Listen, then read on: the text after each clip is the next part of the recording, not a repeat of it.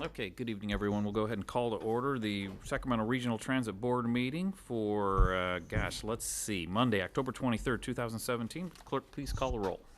Director Budge? Here. Director Hanson is marked as being absent. Director Harris? Here. Director Hume is marked as being absent. Director Jennings? Director Kennedy? Here. Director Miller? Just got here. Director Natoli? Director Chenier? Here. Director Cerna is marked as being absent, and Chair Morin. Here. With that, we have a quorum at 96 votes. Thank you. This meeting of the Sacramento Regional Transit District, will be cablecast without interruption on Metro Cable 14, the local government affairs channel, and will be streamed live on RT's website. Tonight's meeting will air on October 25th at 2 p.m. and replayed on October 27th at 6 p.m. and webcast at www.sacmetrocable.tv. It is also closed captioned.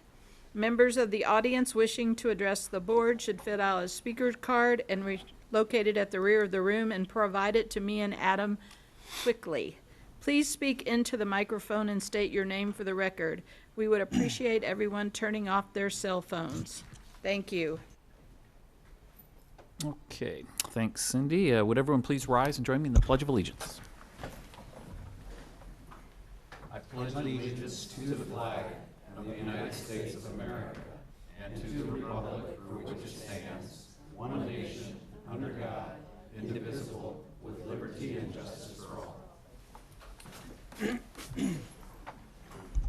All right, first item. Public addresses the board on matters not on the agenda. Okay, so we do have a number of requests to speak on this. We'll start with Robert Copeland. Robert, and then after Robert is Mike Barnbaum. Good evening, Robert. Okay, I like to speak about RT in general. A lot of times, it's faster to walk in the midtown and downtown areas than ride RT. And as far as people that want jobs, sometimes they can't find a job because the RT bus system doesn't either run that late or it doesn't run in their district. Can you do something to improve the RT bus system where people can get to where they want to go in a recent time? And on Sundays, I was going to take a trip to my sister's place. It would have took over 2 hours and 15 minutes to ride RT. I find that unacceptable. Can you improve the RT bus system? And why last year you increased the bus fares, but service hasn't gone up. It's gone down, in my opinion, because I've seen buses that are 10, 15, even 20 minutes late, like the 67 and 68 bus lines. That should be streamlined so it would be more on time. No bus should be between 15 and 20 minutes late. And then you miss a connection. Thank you. All right, thanks, Robert. Mike, and following Mike is Barbara Stan. Good evening, Chair Morin, members of the board. It's a busy time of year, and so with that, there's a lot going on in the calendar. Just want to fill everyone in on what's going on and what's coming up. First, let me just back up to this last Friday, in case you missed it. The reimagined Lewis Orlando transfer point has reopened. It has brand new bus bays, brand new amenities for passengers and operators, and is fully functioning as a transit center at the intersection of its name, Lewis and Orlando, at the Sacramento-Placer County lines. Earlier today, there was an unmet transit needs hearing, but recognizing that it was at an hour where for most it was in conflict with work hours. In case you missed it, not to worry, there are 2 upcoming unmet transit needs hearings the first week of November that will be at 6 p.m. so as not to conflict with people's work schedules. On Monday, November 6th, an unmet transit needs hearing will be held in the City Council chambers in the city of Davis. Anyone can attend and comment on any unmet transit need in Sacramento, Yolo, Yuba, and Sutter counties. And on November 7th at 6 p.m., PCTPA will be conducting an unmet transit needs hearing in the City Council chambers in the city of Roseville. Anyone can attend that meeting and make any unmet transit need comment on Roseville Transit, Placer County Transit, or any other Placer County transportation unmet transit need within PCTPA's jurisdiction. The Elk Grove City Council on Wednesday of this week will be discussing a multimodal transit facility. There are 4 options on the table. The objective of this Wednesday's meeting is mainly to get council feedback and then return for final action on Wednesday, the 13th of December. And then the Capitol Corridor meeting is on November 15th in Sassoon City. The San Joaquin meeting is on November 17th in Merced. And that very week on the 13th is this board's next meeting. So that's going to be a very busy second week of the month of November, just shy of the Thanksgiving holiday. Any questions, I'll be here in the room throughout. All right, great. Thanks, Mike. Thank you. Okay, Barbara, and following Barbara is Stacy Wentling. All right, we get a group. All right. Sorry. Good evening, Barbara. Good evening. Okay, so I have 3 employees, if one would come over here. One is missing that we're going to give certificates of appreciation to because the SHR Community Connect Card event was about 3 years in the making. We had an agreement with RT that they would bring the bus when they had the bus, but the bus went away and the cards got held up. So it's a collaboration, and it was a success, the event, and it was a collaborative effort of RT, Ridership for the Masses, Sacramento Resident Advisory Board, and the Sacramento Housing and Redevelopment Agency. And because of this effort, we want to thank the 4 members of RT staff with certificates of appreciation. First up is Jason Zebley and Kenny McCoy, who are RT temporary employees who have done a great job. So their citation reads, I need one of them. Sorry, I'm doing this as fast as I can. It's okay. In recognition of his exemplary customer service and high level of dedication to the Connect Card project, we present this certificate of appreciation on October 23rd, 2017 to Jason Zebley. And the same reads for Kenny. So those 2. All right, let's do some applause there for Jason and Kenny. These men here issued and processed over 200 cards for our communities, and so we greatly appreciate their knowledge and their presence at our events. So the next 2 certificates go to Casey Courtwright and Matthew Wayman. Casey is head of, I call him the Connect Card division, and Matthew is the head of the customer service division. So in recognition to the SAC-RT Connect Card and customer service team who smoothly processed and distributed Connect cards to the residents in our SHRA communities, we present this certificate of appreciation on October the 23rd, 2017 to Casey Courtwright and Matthew Wayman. And we appreciate their knowledge. Our first event kind of went a little strange, but then Casey took us under his wing, and The next 8 events went very smoothly. We did a little adjustment. So we thank you very much, everybody, and we thank RT for keeping their agreement with us and to holding the events. And thank you for the time that Oh, you have sure, given us sure. up here. Thanks for recognizing those folks, Barbara.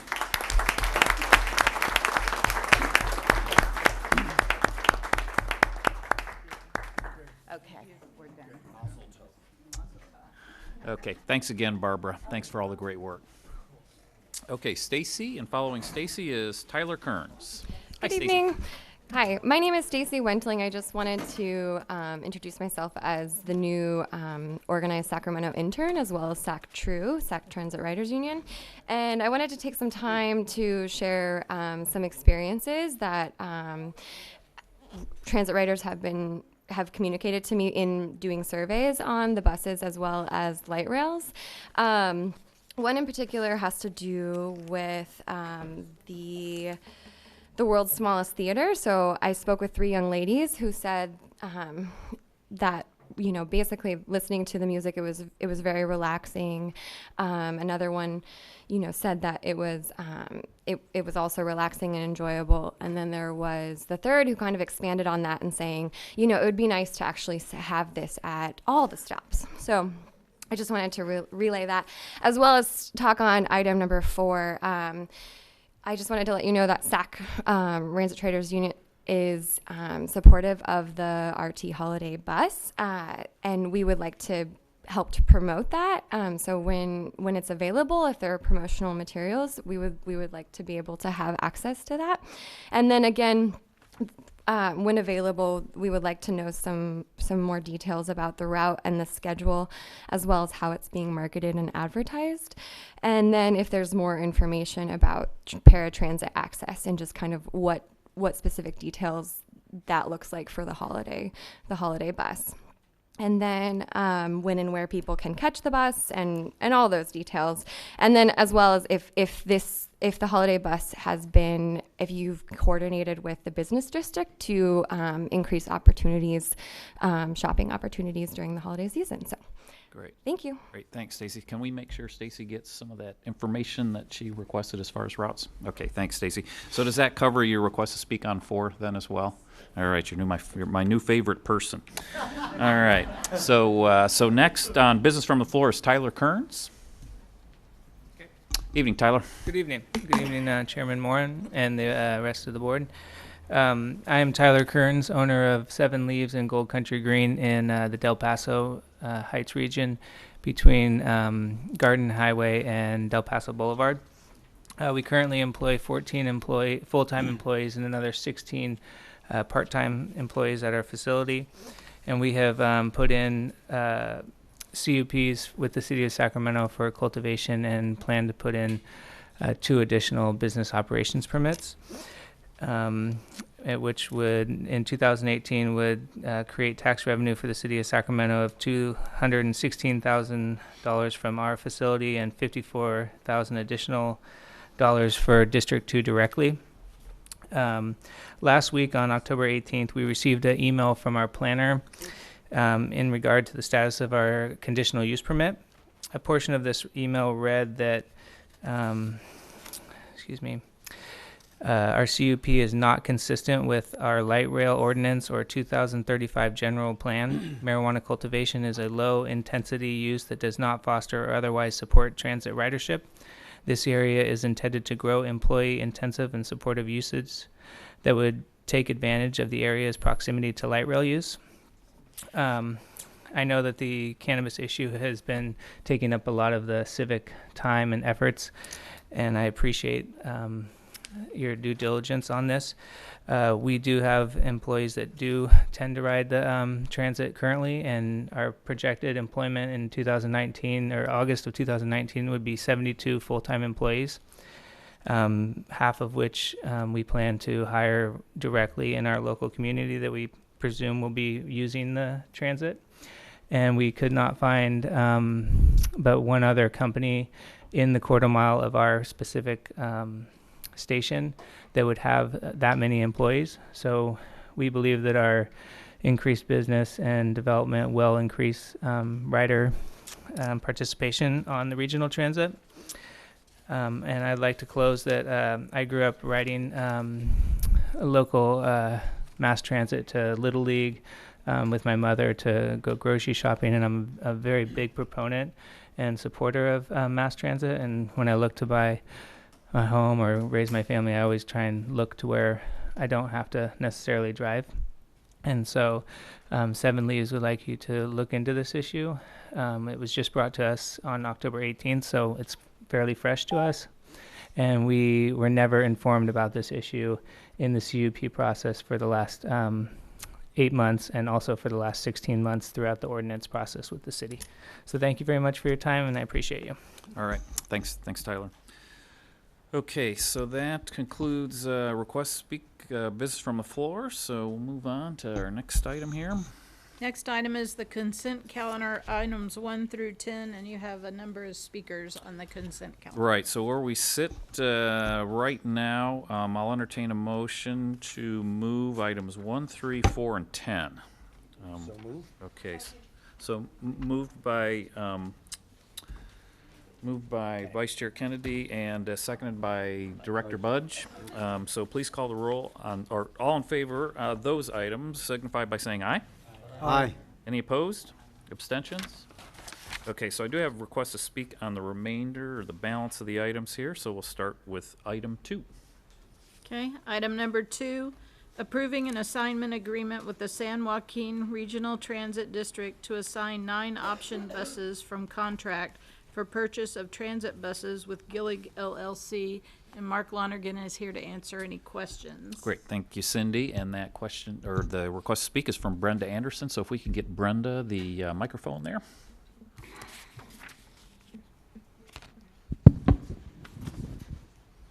Good evening, Brenda. Good evening. My question is, under what circumstances will RT exercise option to acquire up to the 9 additional buses for future service? It's for a 5-year period as needed. So I'm not quite clear, and I'm asking for a little bit of more clarification on that. Staff would like to take more time to research availability of technology regarding these additional buses. My question is, how much present research technology is available, and is this designated time in the 5-year period for this research? And what steps are currently being taken? Final question, when San Joaquin buy the 9 option buses for RT, where does the funding be allocated? Okay, so you got that it, Brenda? Yes. Okay, great. So Mark? So the past few bus procurements we've done, we've actually not bid those ourselves. We've had our buses added as options from bids from other transit systems. Very efficient for us. It saves us having to go through that procurement process. The next buses that we have up for replacement are 91 buses, 91 CNG buses. That's about half of our 40-foot bus fleet. And what we did was last year tack on to the Livermore bid for buses, and we have 100 buses as an option on that bid.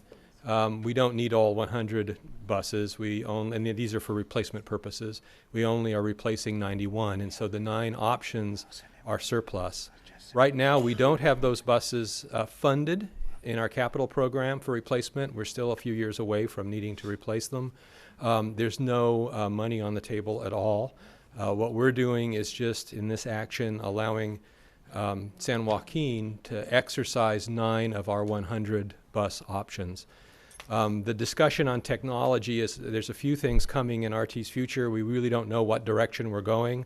Zero emission buses is one of those possibilities. This option order on the Livermore contract will not allow us to buy zero emission buses, so we may either need to tack on to another bid, or we may need to bid ourselves.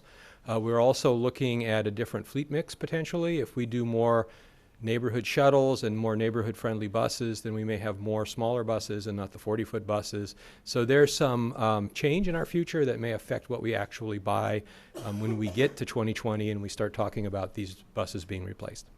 All right, Mark, thanks for those clarifications. Okay, so with that, I'll go ahead and move consent item 2. Second. Seconded by Vice Chair Kennedy. All in favor? Aye. Any opposed?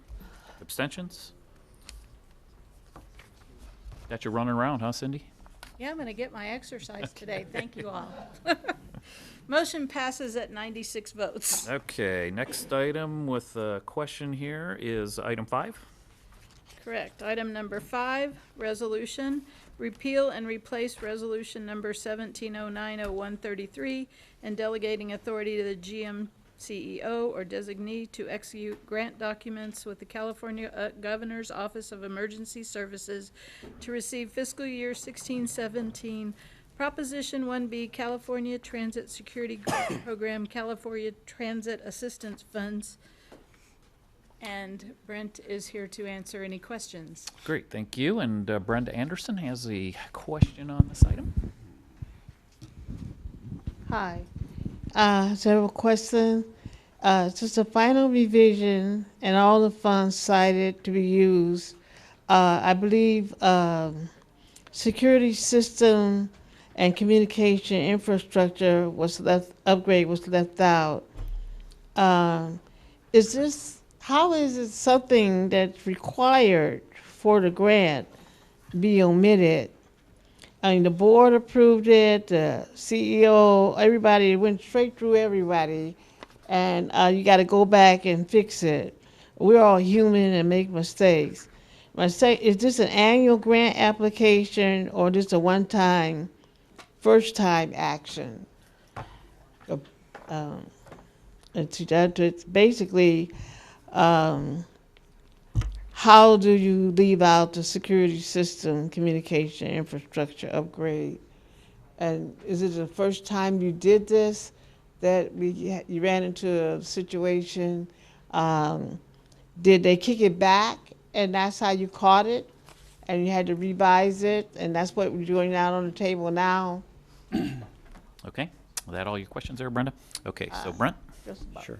At the last board meeting, we actually brought this forward as an issue paper and a resolution. And I just want to reiterate what we're doing with this issue paper is actually the last issue paper had all the information on the 2 programs, and in the resolution there was just a section that identified the 2 projects, one being the radio system communication and the other being the infrastructure system security system infrastructure. And so all we're doing in this resolution is that second one was blank, and we didn't write that in, so we're just adding this into the resolution. Okay. There's no other changes from the Got last it. board Got it. meeting. Thanks. So All some right. cleanup stuff. Yes. Are- The item? Yeah, so yeah, it was just some cleanup stuff. So the security stuff is in there. So we're good. Yep. So, all right, so I'll go ahead and so moved by Director Harris, seconded by Director Miller. All in favor? Aye. Any opposed? Abstentions? Motion carries at 96 votes. All right, next item 6 on consent. Item number 6, resolution delegating authority to the general manager CEO to approve position allocations and authorized allocation modifications and promotional and one-time salary increases. And Brent Berniker is here to answer any questions. Okay, so I have request to speak from Helen O'Connell, and then after Helen is Brenda Anderson. So Helen? Good evening, board. My name is Helen O'Connell, and I was just wondering if, from my understanding, the CEO can authorize payment of up to $20,000 for different aspects that are covered in this resolution. And I was wondering, how many times can he do that without the board's consent or knowledge? And then, you know, how many $20,000 is he available to do in a year or, 6 months, or I just was wondering how many times he could do that, because it seems like he might be allocating money to things without the board's oversight, and I thought that was a questionable thing. Okay. Thank Thanks. you. Thanks, Helen. Then we'll get Brenda's question here, and then we'll get responses. So, Brenda? One question is, how many positions are we talking about? Second question is the external negotiation for candidates. External candidates negotiation for salary. Will there be any future controls so that there won't be a conflict with the current employees who are going through what they're going through now with this reclassifying the positions so that they'll make more than their subordinates? So I don't think you guys need to hire somebody who's negotiated a position and make them the exact same problem. So my biggest concern is, are you going to put some kind of firewall control on that? Second is, how many positions? Who recommended reclassifying the positions to create new positions and same duties so that they can get the increase? Is it a one-time thing? And let's see here, are now in the positions awaiting authorization. Are they receiving a salary increase now while they're waiting for this authorization? Okay, thanks. Thanks, Brenda. Okay, Brent? So maybe before I start answering some of the questions, would you like these responses now, or would you like them in a staff report? I guess this was a bit. There was a lot there, so yeah, do you want to just do that We then? can do that for you. Okay, all right. All right. So you have Brenda's contact information Yes. and Helen's? Yes. Okay, all right. Very good. So with that, any questions from board members? Okay. So moved by Director Chenier. I'll go ahead and second. All in favor? Aye. Opposed? Abstentions? Motion carries at 96 votes. Okay, item 7. Item number 7, resolution authorizing the solicitation of proposals for general planning support services, and James Boyle's here to answer any questions. Okay, and I do have requests to speak, and also I believe Director Budge, do you want to start off with your questions, Sure. comments?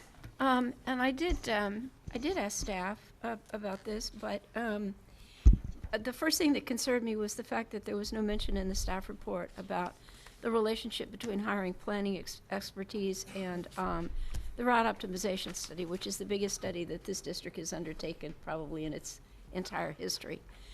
But the letter we got from SAC-TRU indicates that there are 47 funded positions in our current budget in the Strategic Planning and System Development Department. And Henry, you indicated that there's only 3 employees, a principal planner, an assistant planner, and a planning director, who are responsible for all of that. And so the question is, as SAC-TRU asked, why not just hire more people with the expertise that belong in an organization like Regional Transit? Okay, Henry? Or You want me to? Anybody? Okay. First of all, thank you for allowing me to come up and speak, and good evening, Mr. Chairman and members of the board, and Ms. Budge. To address SAC-TRU's letter, it does state that there are 47 funded positions in the Strategic Planning and System Development Department, but there have been changes internally in terms of our structure. In Planning Department, we have the Director of Planning, which is me. I have a Principal Planner, I have a Senior Strategic Planner, and I have an Assistant Planner, and then we have an Executive Assistant. So there's basically 4 of us doing all the planning functions for the Planning Department. You bring up a good point, and that's, a much bigger question in terms of, do we need to hire the desired help to have those positions filled internally, or do we contract services out?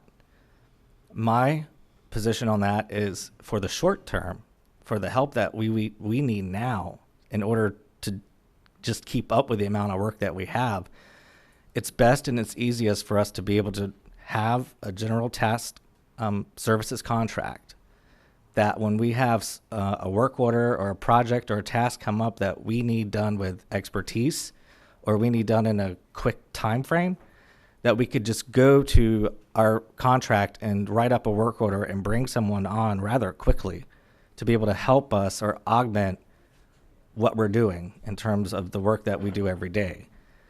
Long term, it's a good question. I mean, and I think that's a policy or something that we need to figure out on a higher level.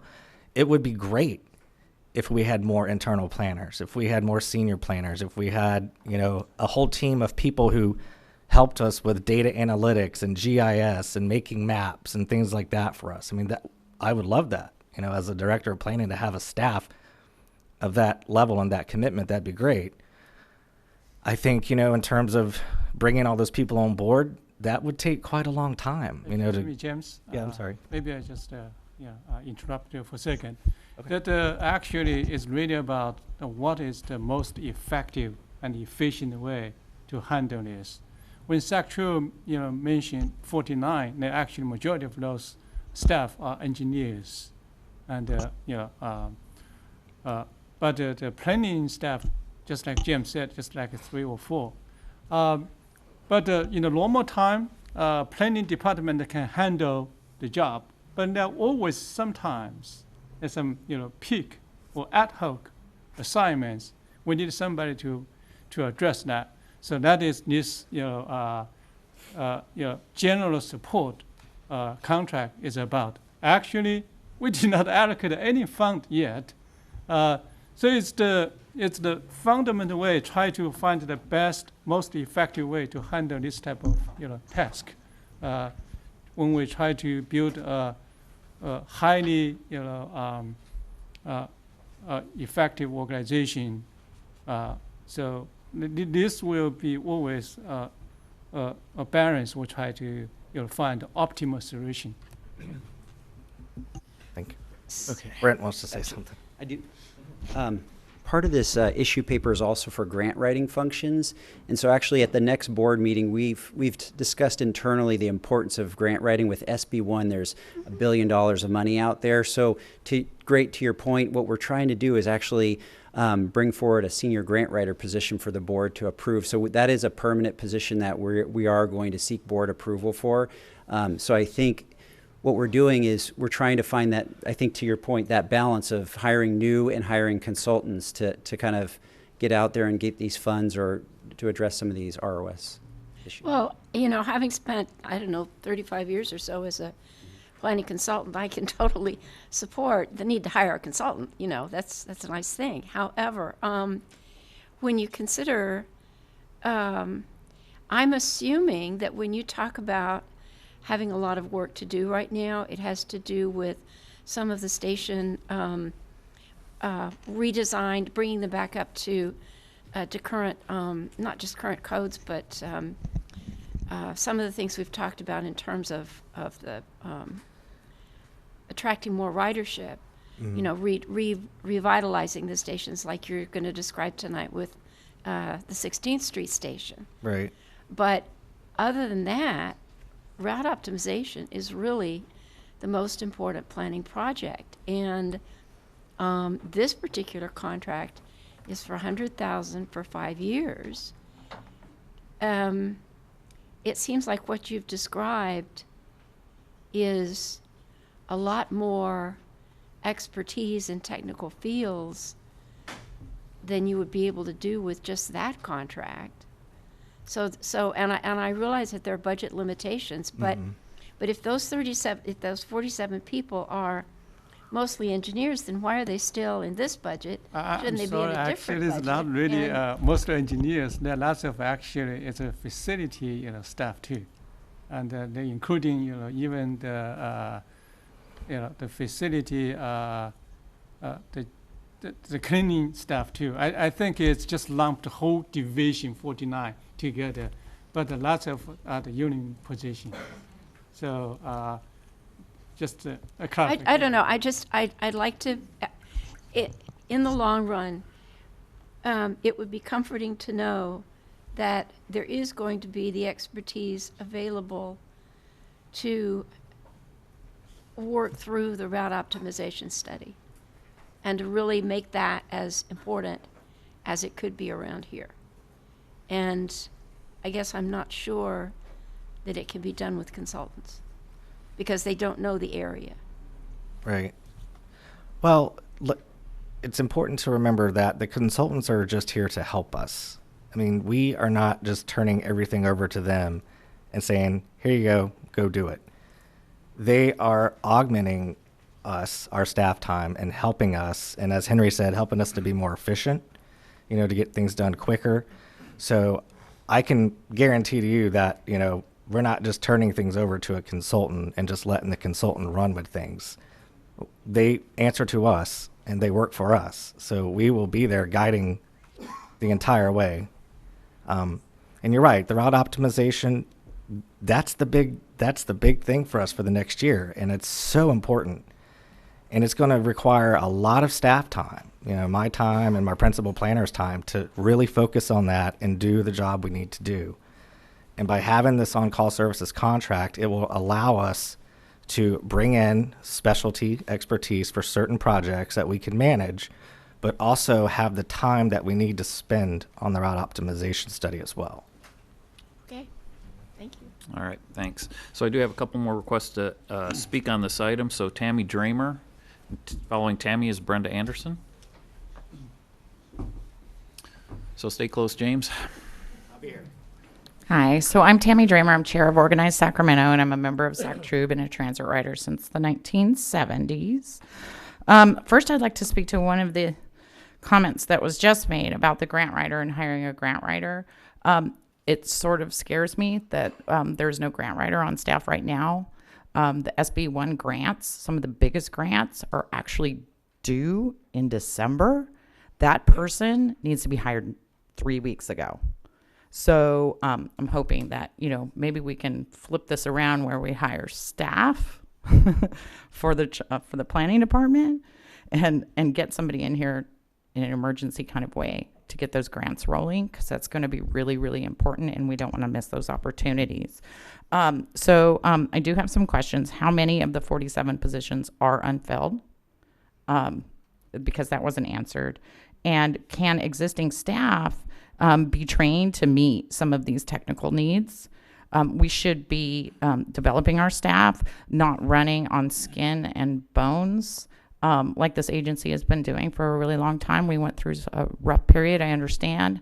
But if we're going to improve the system, we have to have people here who know the system and make sure that they're with us all along the way. So it's really, really important to fully fund the planning department.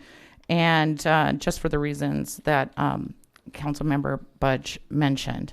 So again, if somebody could send us some answers to those questions about how low the staffing levels are in the planning department, and maybe tell us how long it would take to fill them. What is the process here at in the Human Resources Department, and could that be expedited? So thank you. Okay, thanks, Tammy. And we'll see if Brenda, hey, you have any additional questions, Brenda? Okay, all right. So,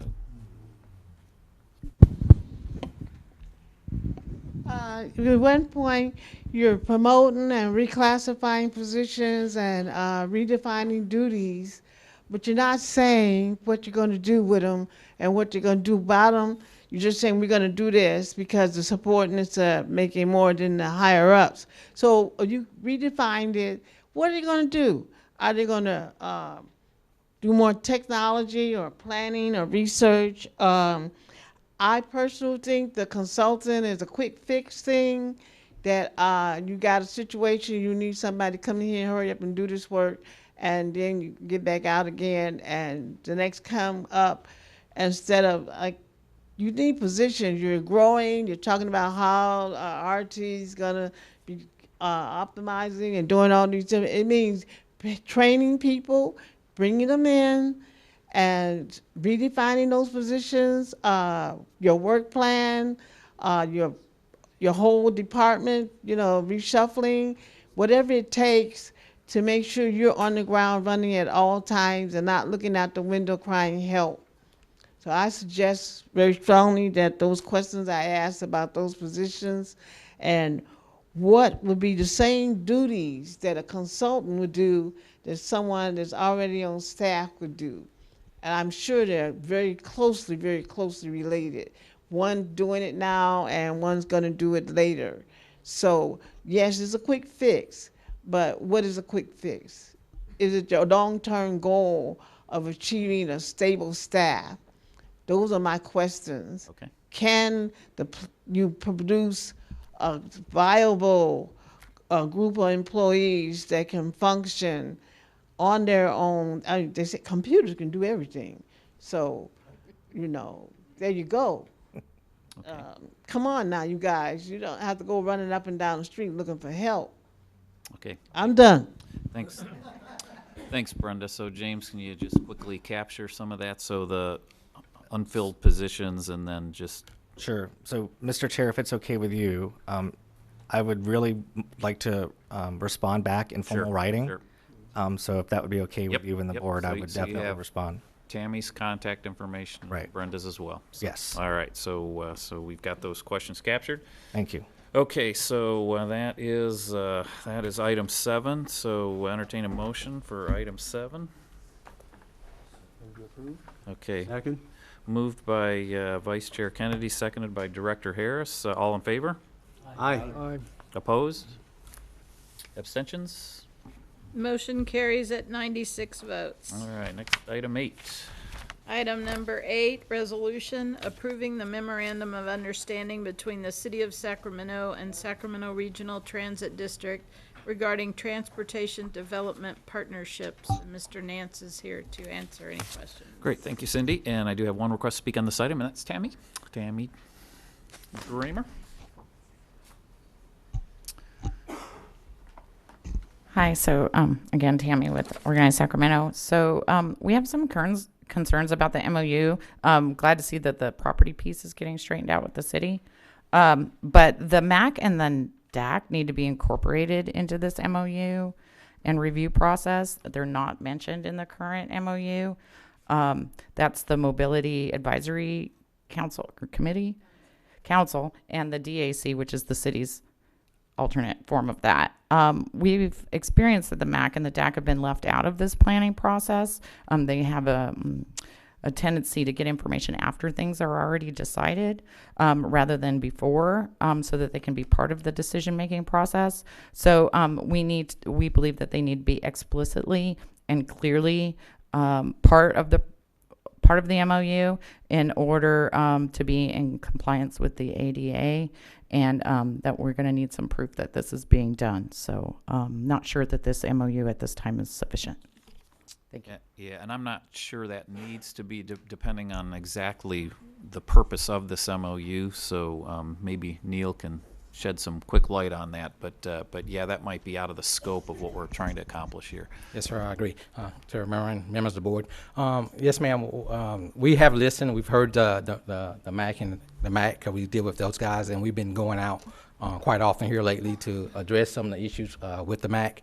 Actually, we had a conversation with the city of Sacramento last Wednesday, making them aware of what we were doing with the MAC and that they needed to also do so with the DAC as we go forward with our project. So both the city and us, we all understand we got to communicate better and more often with those two groups. Okay, great. Yes, Director Tully? Yep. So why would it be difficult to incorporate that by, if nothing else, by reference in the document that, again, it's obviously up to the city to do that appropriately, but why wouldn't we make reference to that? Again, it doesn't obligate you to on any particular time frame, but I think it would make a reference so it doesn't get, not that you aren't doing it now, but people can come and go, things can come and go. This is a long-standing relationship, one that obviously we're firming up relative to the property and to placement of certain infrastructure there. So why wouldn't we just incorporate that by reference, recognizing maybe practice here at the district, certainly probably more attentive to it more recently than not. But I guess I'm curious, maybe Henry or Neil, why wouldn't we? I see no reason why that's a problematic from an MOU standpoint. It doesn't certainly commit the city to do anything unless they choose to. But I think from the district, if that's the way we're now operating, we ought to mention that. Sir, I don't think from the district side, we have a problem communicating with the MAC, putting in an agreement. However, the city of Jacksonville just passed it on Tuesday. We would have to send something back to them to include that language if we change it tonight. Amend their contract. Okay, let me just ask them, Neil, so, again, this has been a long time coming, but it seemed to be by simple reference, if we could incorporate that, it makes sense, and again, if the city has to go back and revisit it, I trust that they, if that's the change on our side, if they choose to do it with a DAC, that's obviously up to them, and I don't know whether this was presented to the city council when it was before them. My colleagues are here who are on that body, but, again, it's not to encumber, but I just think it's an important point of reference, so in the future, if somebody wants to know what our practice is here at the district, and it is certainly incorporated in the MAC, as we discuss infrastructure and placement of multi-millions of dollars of accessible, hopefully, structures as well as trains and such. I'd ask our attorney maybe to. Yeah, I can address that briefly. I think maybe the appropriate spot for that would be the Joint Powers Authority that was formed by the two cities that will be the owner of the streetcar project. And they, I believe, have their first meeting on November 1st. And I think that would be an appropriate to bring that up with them, remembering that they are the project owners, they being the two cities. So from the city of Sacramento side, they'll have representation on that JPA, and that would be an appropriate board to bring these concerns to, I would think. The MOU really is not supposed to be necessarily streetcar specific. It's a general transportation agreement as to where some of these monies are flowing and what some of the consideration is for that. So I think there's a lot of things you could put in the MOU, but I think that may get a little more complicated than we need to be in that document. There will be many more documents to come. So I think that the JPA would be the appropriate place to raise those concerns. Excuse me, okay, Mr. Chair, but Tim, I guess my point being that, yeah, I know the streetcar is certainly the important backdrop here for all of this, but this includes, as you just said a moment ago, a whole lot more, including storage for light rail vehicles, for, going hand in hand for other grant funding opportunities and so forth, again, which will relate to infrastructure. That was my point, is that send them to the JPA for talking about the streetcar, but when it comes to this body, and obviously we use a certain process here, but I think to recognize that, I think that's what, if I took Tammy's comments to the way she was meaning, that we ought to incorporate that and make sure that's clear to those that we partner with and do business with, that we, our Mobility Advisory Council here at this district, we're going to incorporate them in the process. And so it might mean that there's one more step along the way, and what the city or county or anybody else decides to do certainly would be embodied in a document. So I'm not trying to jam this up. Again, and this has been certainly some time in the making. I'm not saying necessarily have to send it back to the city, but I don't think that's a bad idea to incorporate what we do here as a district. Right.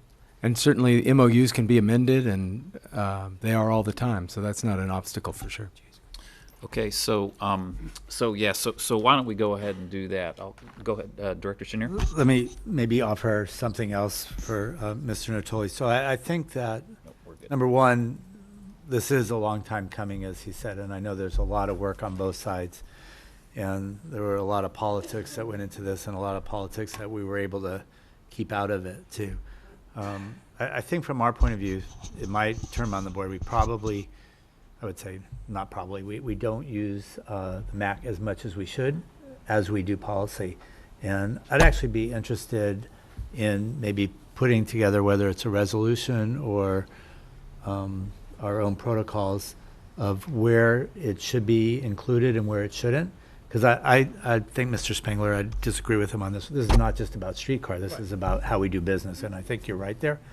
I think that we could, in our own way of operating, we could bring something forward that says when we should use our committees and how we should use them. I don't know that I've seen that specifically, but I would be very much in favor of promoting that. So it would cover anything we're doing with the city from our point of view, but it would allow this to go ahead at this point. So I would make that motion that we okay this and we move forward on I don't know what the right format is, if it's a resolution or. It could be we could certainly work on a policy and bring it forward, and then it would be signed in as a resolution Would that work for you? That's fine. Yeah. Okay, so I'll make That's that motion broader. that we do that and direct staff to bring forward a policy that makes sure that the MAC is included as we make decisions on policy that affect them. Second. Great. So, any other questions, comments? So I take that as a second, Director Natoli? Yes. Okay. Mr. Miller, just. Oh. Oh, Ms. Miller got it? The left side of the table here was active. Okay, all right. Okay, so with that, any other questions, comments on this item? Okay, Mr. Chair. go ahead. Henry. Yeah, I just want to emphasize this MOU is originally is really about to address the city and RT partnership, specifically 1985 agreement. We have tried to make this agreement as a fair and as a great partnership agreement. The staff in last year or so worked with city staff very hard, very productively to get to this point. It's actually a great progress. I just want to mention that. Could I add something? I mean, I think it's important to point out too, and thank you, Henry, for that. I mean, I know you guys have put a lot of work into this, and there were a lot of fits and starts in getting this passed. I think this is one in a line of things. If you go back to the money for streetcar, if you look at this, if you look at the discussions that are going on with the Del Rio Trail, it's how do we have a productive, mutually beneficial relationship with the city that's not about every item specifically where there's, a transactional cost to everything we're doing, but that we're both doing the right things for the people we represent, number one, and how it falls to each organization is how it falls. So I think this is a really important step along the way. And this is much to our benefit. Yes. Great. Here. Okay. Our being RT, Yes. as we sit here. Yes. All right, so we do have a motion and a second on the floor here, so all in favor? Aye. Any opposed? Abstentions? Motion carries at 96 votes. All right, item 9. Item number 9, declaring properties excess to transit operations as surplus. In front of you are 3 resolutions. 1, item A, declaring Arden Way and Evergreen properties excess to transit operations as surplus. B, resolution conditionally declaring 65th Street property excess to transit operations as surplus and waiving the requirements of Title VII of the Sacramento Regional Transit Administrative Code that federally acquired real property be sold to the highest bidder. And C, resolution conditionally declaring Power Inn Road property excess to transit operations as surplus and waiving the requirements in Title VII of the Sacramento Regional Transit Administrative Code that federally acquired real property be sold to the highest bidder. And Brent Bernicker's here to answer any questions. Okay, so I do have a number of requests to speak on this. I didn't know if staff wanted to lead off with anything or.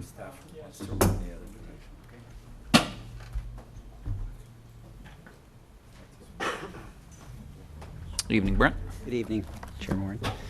So the staff report covers a lot of the details, so I'll be brief. But basically, in summary, what we're looking for is board approval to declare the unused parcels of land located at Arden Way, Evergreen, 65th Street, and Power Inn as surplus property.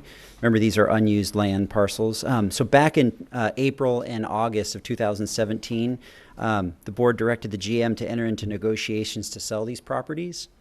Therefore, declaring these as surplus will allow staff to move these forward in the purchase and sale agreements for these properties as originally designated by the board. And so kind of if you go down the history of this, back in 2014, we actually began the selling process where we looked at our parcels of land and identified what's available. At that time, we informed the board of our intentions to market and sell these unused properties. We actually have a consultant that came in and complimented that and said this is a good way to generate new income. And as a local transit agency, our focus is really on putting transit solutions together, not necessarily develop and selling these properties. So what we did is we actually hired a real estate broker to help market, promote, and find us solid buyers. Subsequently, our broker put together a plan that included marketing material, speaking with the developers, the necessary signage to reach out to the community and seek interested buyers in these properties. We now, the results of these efforts are we have 4 strong buyers for these land parcels. On April 10th, and I just want to kind of reiterate, on April 10th and August 27th, that's when we actually received the delegation of authority for the GM to enter into negotiations based on the letters of interest that we received from those parties. So now we're at a point where what we're seeking is board authority to declare these as surplus. This is not only going to generate revenues, but it's also going to help reduce liabilities because this land is currently unused and not being occupied. Additionally, these future developments that are near the park and rides should have the added benefit of increased ridership. And that summarizes my presentation. Now I'd like to open this up. Okay, great, thanks. Any questions, comments from Brett before I get to speakers? Director Budge? Yeah, I just have one comment. This is the other item that I asked staff about, and especially considering what was described to me. These are not unused pieces of land. They simply are underutilized. Yeah. They are parking lots. They are bus transfer stations. They are waiting areas, and like with 65th Street function as a sort of a quasi-public plaza. So it's incumbent on us to look for transit supportive development wherever we can. And so I agree with the project. It's just that if there had been a better description of what was on the ground now and what was going to happen to those, which is what I got from Henry today, then it would have been easier to understand. Okay. Okay, Director Harris? Yeah, Chair Moran, I'd like to say that I have been looking at these properties and trying to come up with uses that would support transit, and I think that we have some very good projects moving forward. So I would actually like to move staff recommendation for A, B, and C for acceptance. Second. Okay, so moved by Director Harris and seconded by Director Kennedy. So we have a motion and a second on the floor. Any other questions, comments, staff, before I bring up the speaker's request? Okay, so with that, we'll start off with Christian Perney. Perney or Perry? Perry? Okay. Kristen Perry. Hi. Sorry about that. It's all right. And then Elaine Jackson follows Kristen. Okay. I'm a new resident here. I'm also an RT rider. I was very excited to be close to an RT station. Just recently, as you know, the location on Arden Way is one of my train stops, actually, was proposed to become a mega homeless shelter in that warehouse. We've been given some information. I know that some of the city council members are here tonight. I just feel like we need to think long range when it comes to planning these types of things. I myself am concerned about my own safety now, traveling to work. Forgive me too, I haven't even had a chance to eat. I just got off work. Traveling to and from work from the stations if there's an overconcentration of people who are currently homeless, especially in a low barrier shelter at these stations. We had concerns when I moved in, and I really have concerns now about my own safety on the train and at the station. So I guess part of my question is what thoughts do you have, or what ideas do you have to help alleviate those concerns? Do you have a plan in place? Because it seems like there's been little planning done already. I'm worried about being harassed. I'm worried about being killed. I'm worried about, this 90-day or this shelter is going to be bringing people in, here and there. They're supposed to rehouse people, but it's going to be people, like new people all the time. My other thought is I actually do long-range planning for the state. And, there is a plan in place, policies for Northeast Line Transit Village Plan, that I've read quite thoroughly, which speaks of the success of what would happen, if things were done right, if things were developed, in the correct way. I'm not sure if you're all familiar with this, but I know that there was a lot of stakeholder input on this, and I think this is probably a good plan if you want to see any kind of revitalization and mitigate any more future long-term problems at these stations, because I think you're in a whole world of trouble if this mega shelter does go in. And again, I do want to help the homeless. I just think smaller shelters are the right way to go. I'm not even sure why this site is being considered as a mega facility for our homeless population. Thank you. Okay, great, thanks, Kristen. Elaine Jackson, following Elaine is Jeremy Turner. Good evening, Elaine. Hi, good evening. My name is Elaine Jackson, as you just said, and I am a lifelong Sacramentan. My family has lived here for over 150 years. I rode public transit as a child when I was 13 years old for the first time, and I was scared to death, to be honest with you, but my parents had to send me somewhere, and I got there safely, thank goodness. Anyway, I'm here today because I believe that the property at Arden Way and Evergreen Street should be looked at completely differently. You have an issue at Arden Way and Del Paso Boulevard with 3,000 person per day at least transfer station there. It's in a terrible location. You have constant traffic backed up. I believe that the location at Evergreen and Arden Way would make a wonderful transit station. To put buses right through there, it would be perfect for that at that location. I don't know why you're not looking at that, because, I mean, with that amount of people coming through every day, that's where I transferred as a child, and I was petrified there, to be honest with you. I remember it vividly. So I think that it should be looked at that. The second issue with this is our neighborhood, because I live in that neighborhood also, is a very vulnerable neighborhood because it's surrounded with a lot of problems there. And I think most people in Sacramento know that. District 2 has a very low voter turnout. It has very low income, the majority of it there. It has a lot of problems in the whole of District 2. So I ask you as public servants to think about our neighborhood and improving it. This will not improve our neighborhood at all. This plan will do nothing for our neighborhood. I personally walked door to door talking to people about this issue because I'm so upset. I've never really done that before, but I decided I'm going door to door to talk to people. I had a lot of people sign petitions against them doing that there and their other plans. I know that 80 to 90% of the people in my community do not want it. I know that for a fact because they signed the petition. They are very upset about this. And I hope that the board in general thinks about our community. I think that public servants have a responsibility to do that for everyone, to think about the best interests of everyone. And I do know that that would be a great public transition there. And as she was saying, Linda Budge, that we should be looking at these properties for those purposes. But I thank you for listening to me, and I really hope that you really think about what you're doing to the neighborhood there.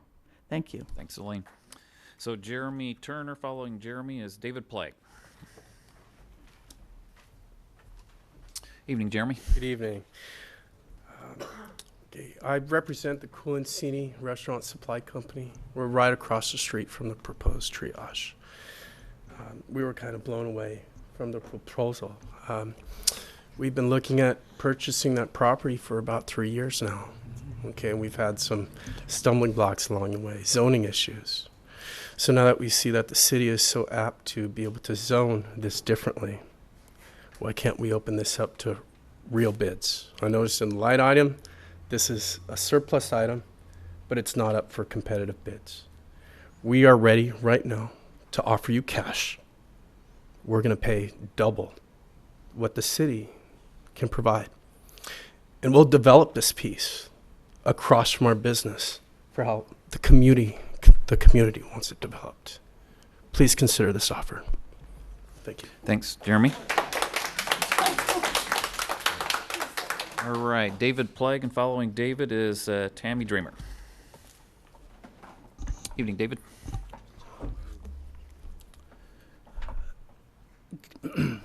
Good evening. My name is David Plague. I'm with the Del Paso Boulevard Partnership, and I'm here to address item number 9A, which is on the consent calendar. And let me thank you, Andy, for meeting with me and talking with me, and for Henry to meet with you as well. I'm not so much concerned about the sale of the property, because I think the XX sale I think is great. It's just, how was the public notified? Who learned about this particular sale and where it was going to be sold, or who it was going to be sold to? What is really disconcerting here is that Councilmember Warren and Phil Cerna, I've met with both of them, didn't know what the actual intent of the sale of this particular property. They're the ones that actually have this district, and it's really disconcerting because I knew that city council members in closed session knew that what this was going to be used for. And so I guess my point here is, where was the transparency? It's not like you're this board that doesn't represent people. You all work for other agencies, but you didn't notify anybody about what this was going to be used for. And I guess my point is, and Don, I've known you for years, would you have want this dropped in your district without even knowing about it? Phil did not know about it until he got a call from the mayor on that Monday before he talked to a few people on that Wednesday. Councilman Warren didn't know about it either. And so it's just, I guess, sad because you are an elected body that works for other agencies. You would never do this within your own, agency, but you did it here. And so I'm going to have to deal with this homeless problem for the next 25 years. And I've talked to Councilmember Harris about it. And I've got a homeless shelter, a temporary homeless shelter that's going to be down the street. I've got this particular facility. I've talked to Councilmember Warren. I've asked him to delay this vote at the council level tomorrow so that it's not purchased. And I'm asking you guys to delay this vote so that you can at least go out to the public. You knew what this was going to be used for. I mean, if you didn't, I understand that, but you did. And that's what's really sad about it. And so that's what I'm asking for today, is for you guys to delay the vote and let the public hear. And I mean, if you're trying to do it behind closed doors, that's fine, but that's not right. And there is some moral obligation as elected officials to communicate with the community, and you guys didn't, flat out didn't. And I've talked to you about it, Andy, and it's just disappointing, I guess. Mm-hmm. All right. Thanks, Dave. Yeah. Okay. Tammy, and following Tammy is Michelle Parasett. Hi, Tammy Dramer, Chair of Organized Sacramento.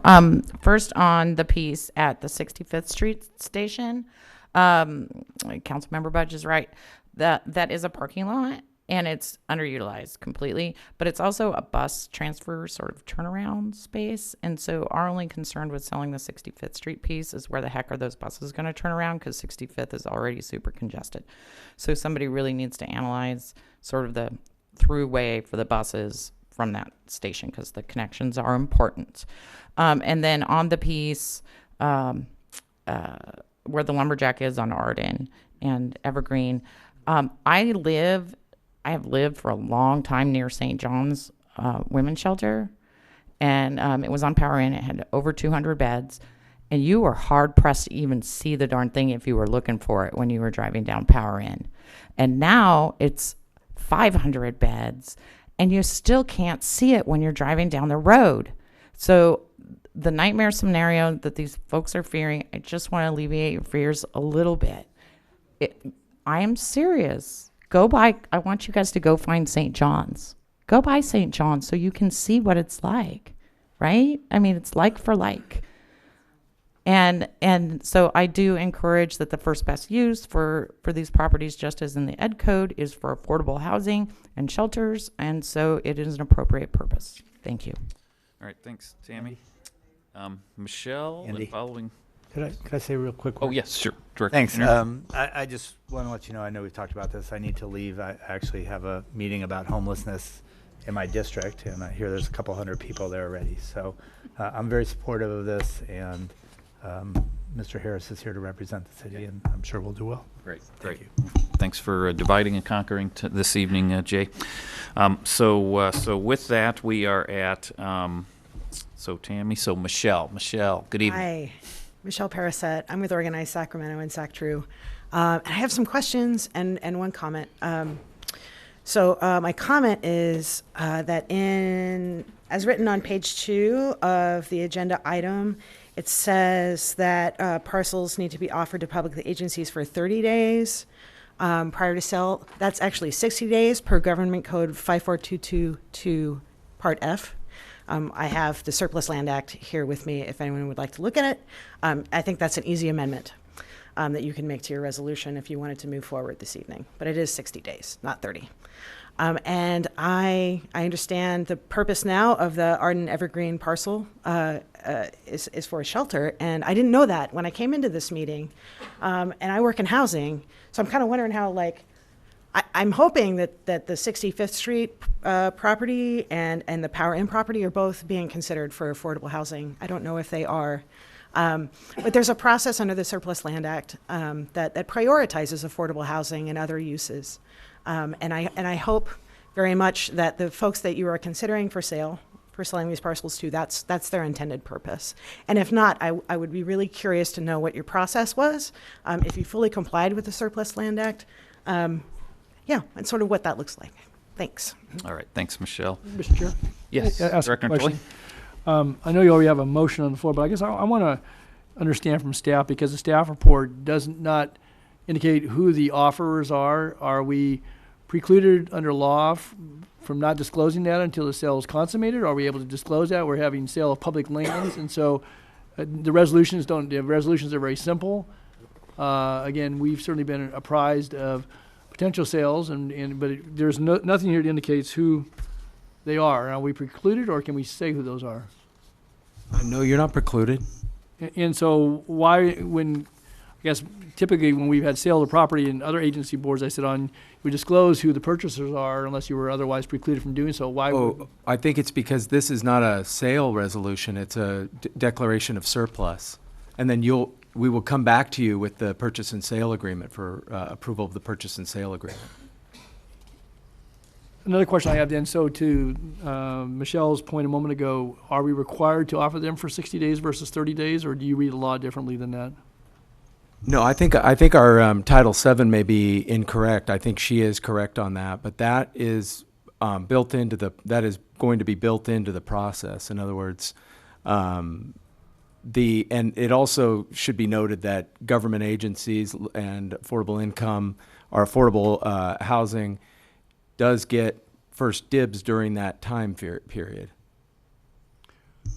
So with the action, again, I don't want to get ahead of the speakers here, but so the action that's being asked this evening, this allows for the declaration as surplus.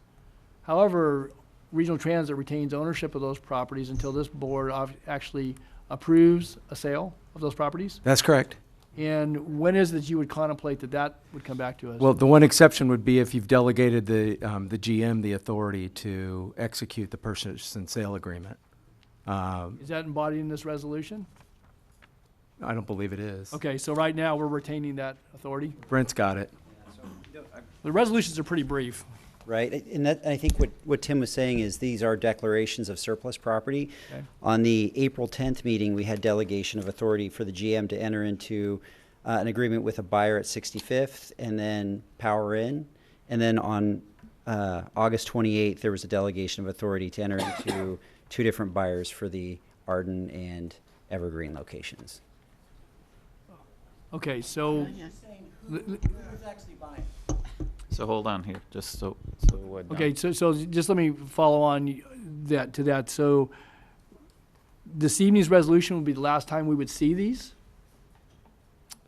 Because I want to be clear about the process here this evening. You know, I understand the motion, and I understand certainly have obviously the closed session discussion about the properties, but correct. Then we are not disclosing who the buyers are until, with the delegated authority, as I understand it, then the GM would execute that, and so unless somebody asked a question, we wouldn't even know that? I can disclose it if that's fine, yeah. Okay, that would be helpful. Please. Yes. I'm waiting for board, is that? Right. Is that So that's are you that the asking board's? Well, yeah, again, if in fact, if in fact we are and have previously delegated the authority, that although the resolution is brief enough, it doesn't really say that, but that's previous action that was given, I guess, direction.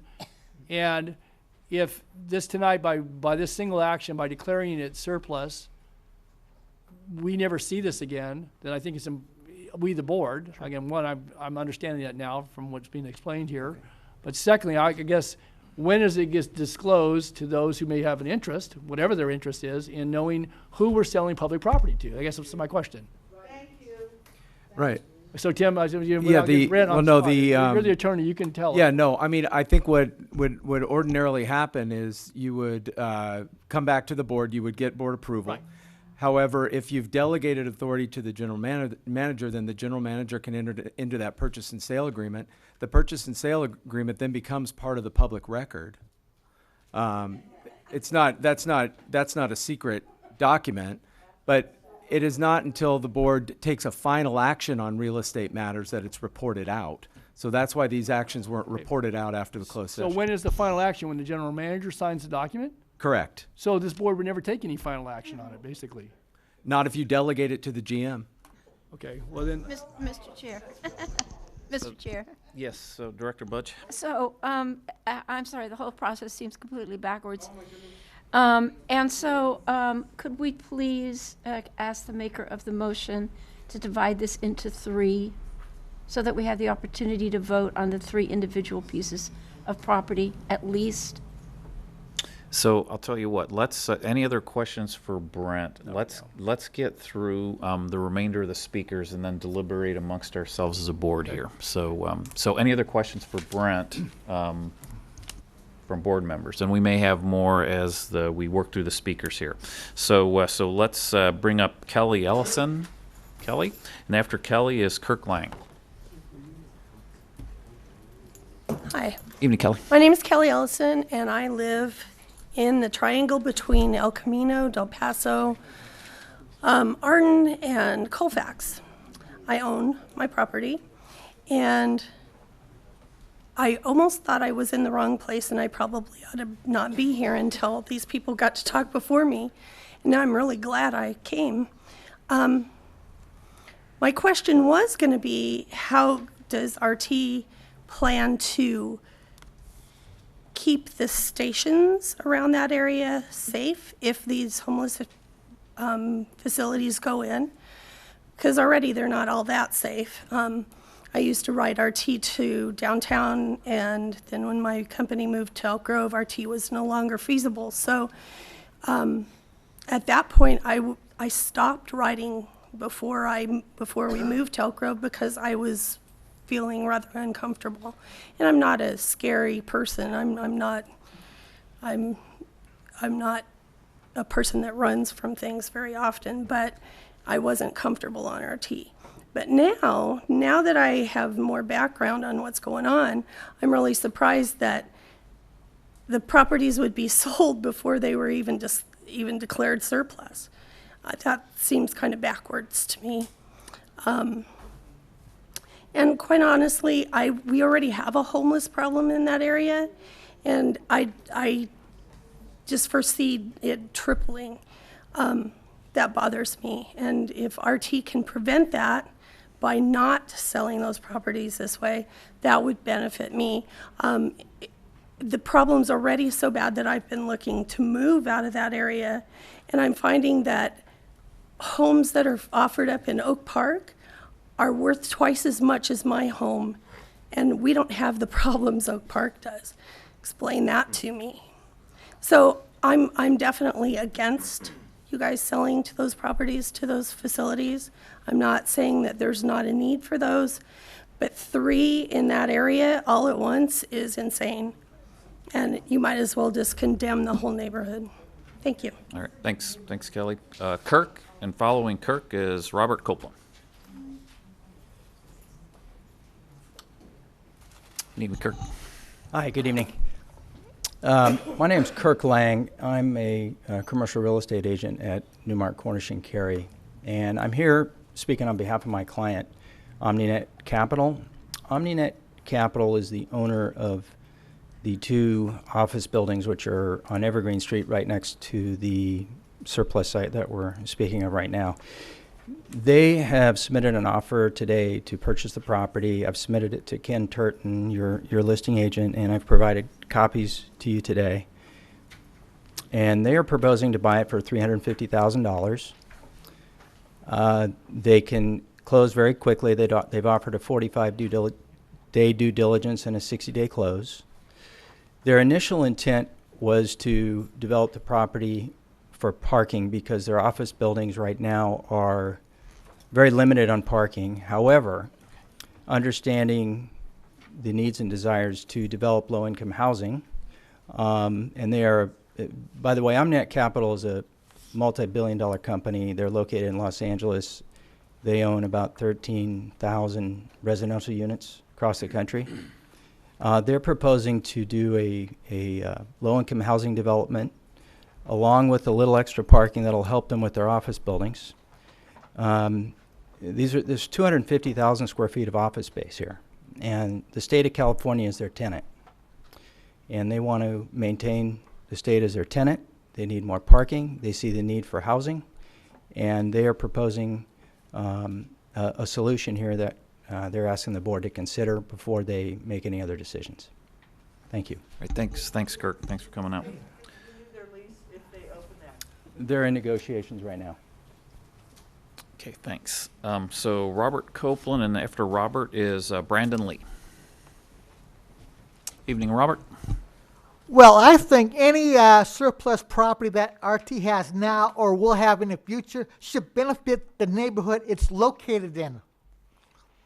And as far as the homeless shelter, are you going to guarantee the people that live in that neighborhood safety? Are you going to have enough police? Or who's going to pay for the security in that neighborhood? You're not thinking right. I belong to the Sacramento Tenants Union and SAC-TRU. And I don't agree with this, what you're doing. And who are the buyers of the property? I think every one of us wants to know.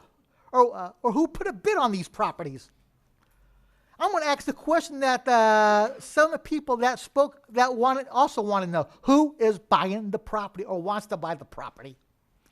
And as far as the homeless shelters, have smaller ones in each city council district and every city that's represented on the RT board. Like maybe 50 in each, add 50 on each district in each city in the county. Have smaller shelters, but have more of them. That'll help every district in the city and the county also. Your people are not thinking right. Thank you. Thanks. And as far as housing, affordable housing for low income, great idea. I think is there something in the law that says it has to go to affordable housing first? Have you had in contact with anybody that wants to purchase these properties, that wants to build affordable housing? We want to know the answers. At least I do. All right, thanks, Robert. Next is Brandon Lee. Good evening. I work for Placer County Probation, and I live in the new neighborhood that's right across the street in the new phase development. And I received a notice on my door today stating that there's a meeting today. I have no idea about this homeless shelter. Given my profession, I do work with the homeless population quite a bit. I do understand the need and the need for the homeless shelters. I work with that population constantly.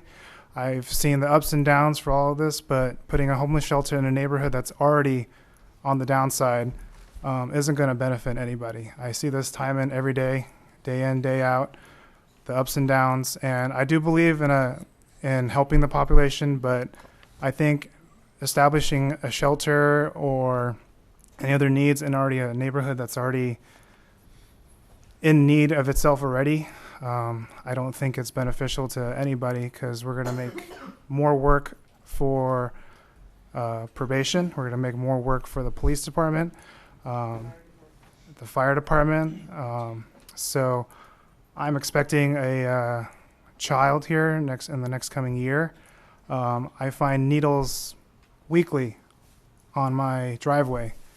I'm afraid to send my child to a park that's right across the street from my house that we were promised when we bought these homes that this area was going to be regentrified, which I'm all for. So I really believe that you guys should reconsider this into either giving it to open bid for these small businesses that want to better the neighborhoods, or just find a different location. I mean, I'm all for the community and helping everything. I am new to Sacramento. I've only been here just short of 2 years. And I've seen so much crime in that neighborhood already. I think just putting in a homeless shelter is not going to help any. And there's already a huge homeless problem in my neighborhood already. Just in the 75 homes that we have developed there that are brand new. Again, I find needles. There's people on my property using my water. I've had my car broken into several times. My neighbor's car was broken into last week. And it's pointless to report these crimes to Sacramento PD because what are they going to do? And it's the same thing for me. I see this problem day in and day out. So I hope you guys would reconsider that. Thank you. Okay, thanks for coming out, Brandon. Okay, that concludes requests to speak on this item. So I guess by way of starting some things off here, and so there are a number of questions, but I think we can kind of try and answer these piece by piece. And if any of the board members remember a question that was asked and didn't get answered, we'll make sure those get brought up. But so we have people who have offered double the price here this evening. So explain this process, because these are things that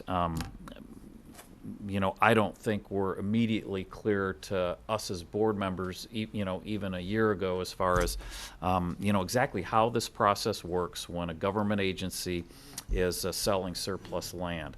So I don't know if Brent or Henry or Tim want to jump into, when a government agency is selling publicly owned property, the rights of another government agency in the same jurisdiction to purchase that property and how that works. Okay, so the government code requires this when you're selling surplus public agency property, that that public agencies, other public agencies, have the right of first refusal on the property to purchase it. If there are no other public agencies that are interested, then it moves on to the next phase, and in that situation, we would do an RFP and go through the process that way. It should also be noted that the city of Sacramento, in this case, has the power of eminent domain. They could take this property and pay us just compensation if they want to use it for their purposes. So there are those two sort of issues are at play here that I think are underlying some of these discussions. But that's generally it. There's also in the government code a section, in that same section that talks about surplus land, talks about a preference that we have in the state for affordable housing. And so that's where the affordable housing piece fits in terms of their right of first refusal. Okay, and I know that was explained somewhat in the staff report, but I just wanted to get some additional clarity on that. So at this point, I got some other thoughts, but other questions, comments from board members?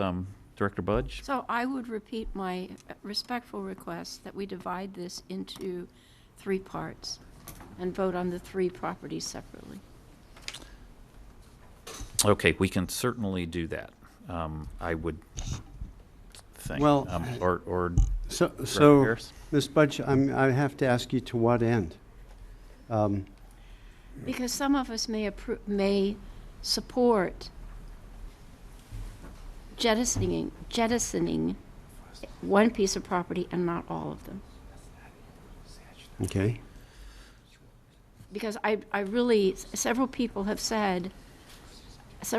questioned the process or expressed confusion at the process of entering a contract of sale before the property is declared surplus. That just in itself. So let's get an answer to that. So, okay. Chronologically here, what happened with these properties is they were initially brought to the board as being appropriate for joint development, or TOD, and joint development is the federal terminology. TOD is the state terminology. So the properties were brought forward and approved by the board for that purpose.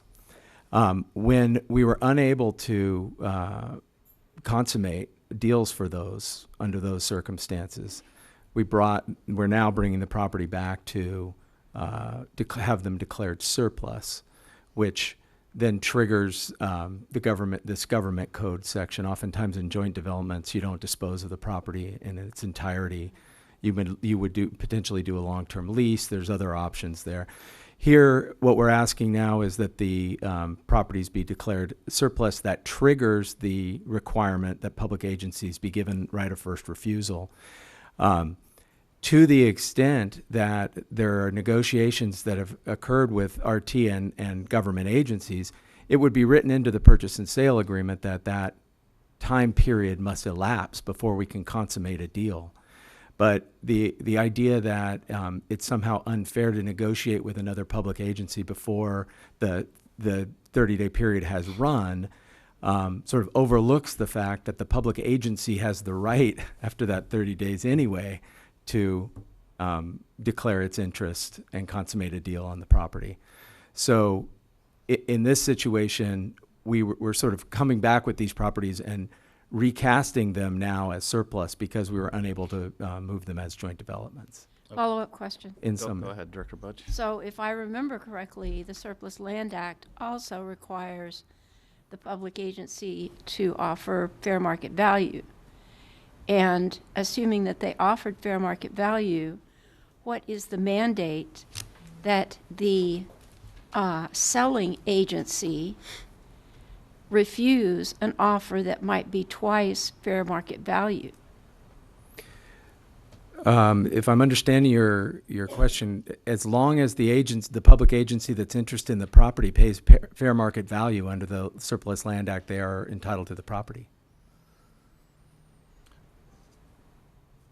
So I guess follow-up question to that then is, so an appraisal was conducted, and so the buyers offered the appraised value, but we're hearing that the appraised value might be severely undervaluing this property. So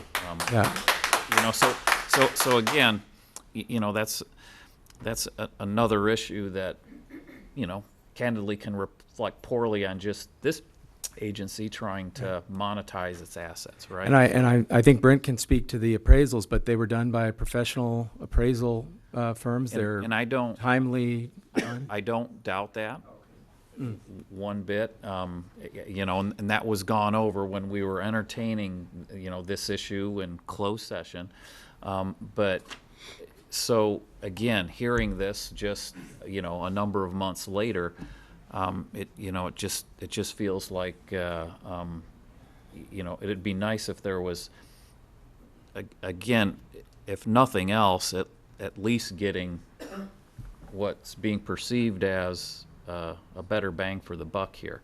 But I'm getting the sense that since everything was followed according to proper procedure, and I don't doubt that, it's as if the market changed relatively recently based on some of the interest we've heard from two different proposed uses. However, I guess the important piece of that is the use on those properties, which there's conditions associated with that. Right. Okay. All right. So I guess let's at the request of Director Budge, would the entertainers of the motion and the second of the motion be interested in at least moving, I would assume, B and C? Is that your preference, Linda? Do you want to do these separately, or is taking B and C together okay? I think that works. Okay. Unless somebody else has do we a want to comment. just take the vote now and so I'll As maker of the motion, I'd prefer to leave it stand. Okay, and the second of the motion is okay. So Director Harris is comfortable leaving his motion on the table as is, and he's talking to the seconder of the motion right now about. Okay, Director Natoli, while they're. Yeah, I would just say that in the resolutions, which again I've noted are brief, maybe that's intentional, but that when it comes to property disposition, and whether it be any one of these three, that I still think that it should take a final vote of the body that's actually selling it. The general manager's not selling the property; this body is, and so we may have directed that previously in closed session, and I would just, to what the chair said a moment ago, irrespective about the controversy around the sites, obviously this is a disposition of land, but, you know, the marketplace may have changed. You come to us with the revenues as being as a backdrop to this, but I do think that, you know, circumstances that have evolved, and the way this comes to us is on a single vote this evening. We won't see this again on any of these properties, and that may be fully within the law, and I trust that we have good legal background on that.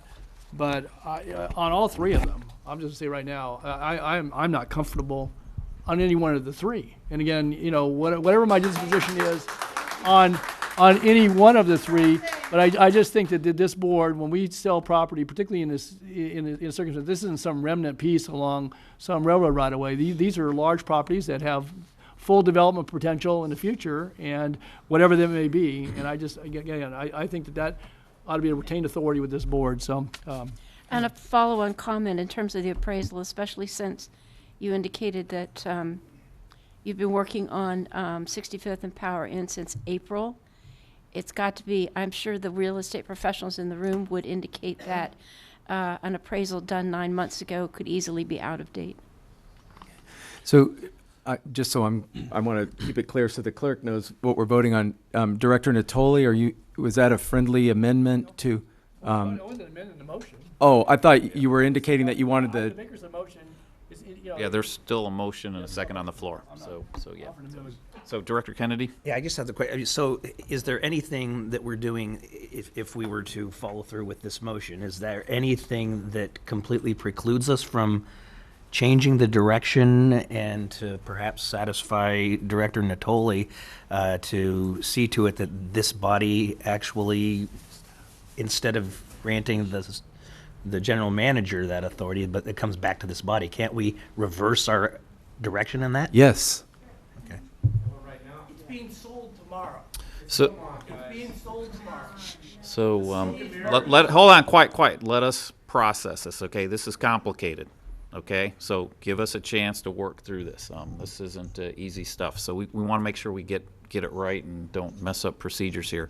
So I guess you know, moving on from adding on to that, do we have so nothing's agendized here this evening, obviously, to revert the general manager's authority back to this board, correct? Correct. So we can't modify, It's an emergency. you know, an item like this to do that. We'd have to have that agendized at a future meeting.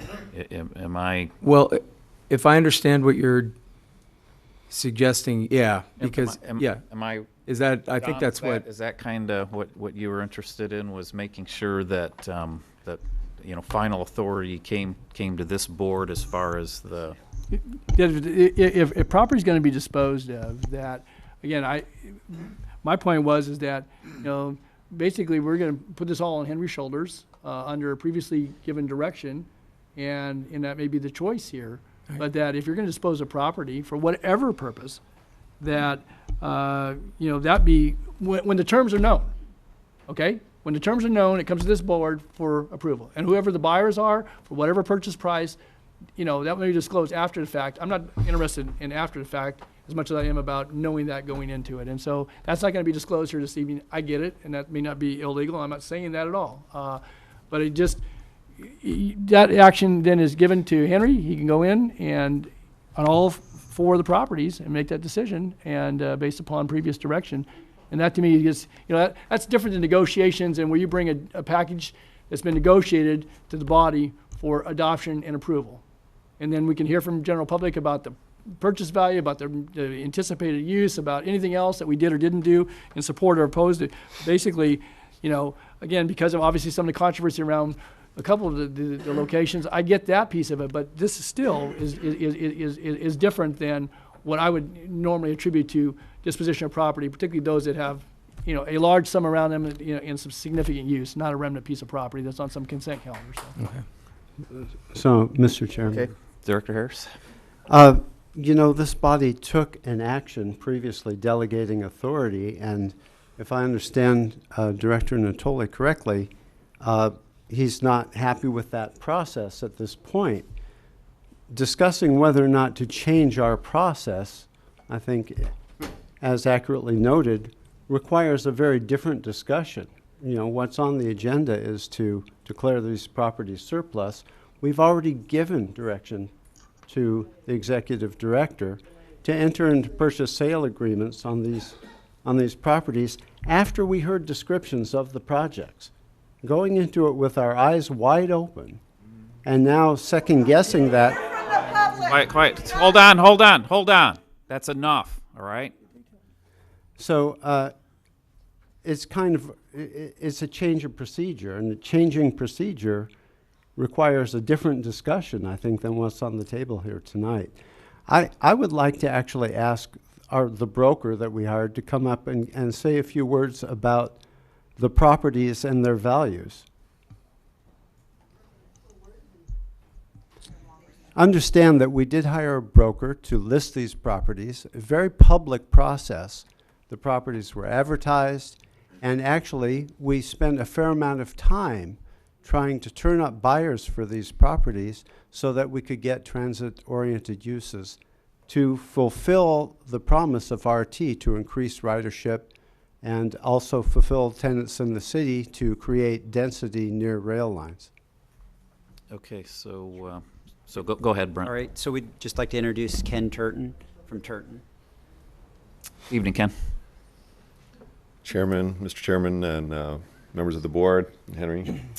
Yeah, so Turton Commercial was hired by Sacramento Regional Transit to sell the surplus properties. We do a lot of public agency work for the city of Davis, El Dorado County, Placer County, and the city of Sacramento. And we take a more macro view of the sale of these properties, as does Regional Transit. There's hundreds of discussions that have taken place since we began marketing the properties last July about the goals of Sacramento Regional Transit, and I can assure you that Sacramento Regional Transit has always placed the highest priority on the good of the city of Sacramento, not any one particular area. It's never been lost on the city of Sacramento that the burden of homelessness has been borne by the downtown market since anybody in this room can probably remember, and that the businesses in the downtown market form P-bids, spend hundreds of thousands of dollars on clean and safe to increase the values of those properties and do the best they can to create an environment that is conducive to safety and conducting business at a high level in our city. And what they are doing now, frankly, in this particular instance, is looking for ways to use their regional transit system to maximize the efficiency of all of the outlying areas and to partner with those areas to make the city of Sacramento cleaner and safer. And the value to the city of Sacramento will be derived through improving the area as a whole. You have to do something. So hold on. Let him finish. So the value of these properties were based upon their value as transportation-oriented development sites. Okay, not just as their value as, for instance, a warehouse, which is on the Evergreen site, not just as their value as a potential retail site, which might be applied to the site on Calvine Road. So the values of specific sites may be greater for other particular uses, but they don't provide transportation-oriented development, or they don't benefit the city as a whole through improved transportation-oriented development. Hey, hold on. He was asked as our broker to present. So just a second. So one of the reasons why they hired our team to represent the city and sell the properties for these purposes is because we do go to other cities, we do study other cities, and the benefits of transportation to those other cities and the decisions made. And if you look at Portland, if you look at San Francisco, if you look at Denver and the decisions they've made that are very similar to these, the benefits to the immediately surrounding areas, to their downtown cores, always benefit in the long run. Just visit the Tenderloin district. Hold on, let him finish. Gosh, people, just hold it. Okay, well, I won't elaborate other than to say that the value of the properties were originally created through appraisal, so that established the base level value for the properties. And we have received offers in the past that were higher offers than some of the offers that were actually accepted by the Sacramento Regional Transit-Oriented Development Committee, but they did not involve transportation-oriented development. And that is one of the primary criterias of selling the properties. Well, now you're asking me again to offer my opinion on triage. So Director Harris, did you get answered what you needed from? Yes, I think that's sufficient. Okay. All right. Thanks. Thanks. So the value of the properties is correct as transportation-oriented development. Okay. Okay. So, Mr. Chair. Thanks, Director Budge. I would comment, with all due respect to the professionalism of the broker, and sitting here as a person who has supported light rail since it was first constructed, being one of 2 people in Rancho Cordova who supported light rail, I can tell you that the vast majority of the people who are arrested for shoplifting at Walmart across the street from the Zinfandel station have come on light rail, and their method of their modus operandi is to they know exactly when the train comes, and they can steal what they want, run out the door, jump the fence, and be on that train before the security guard at Walmart can even get out the front door. And I'm sorry to have to say that, but that's the fact.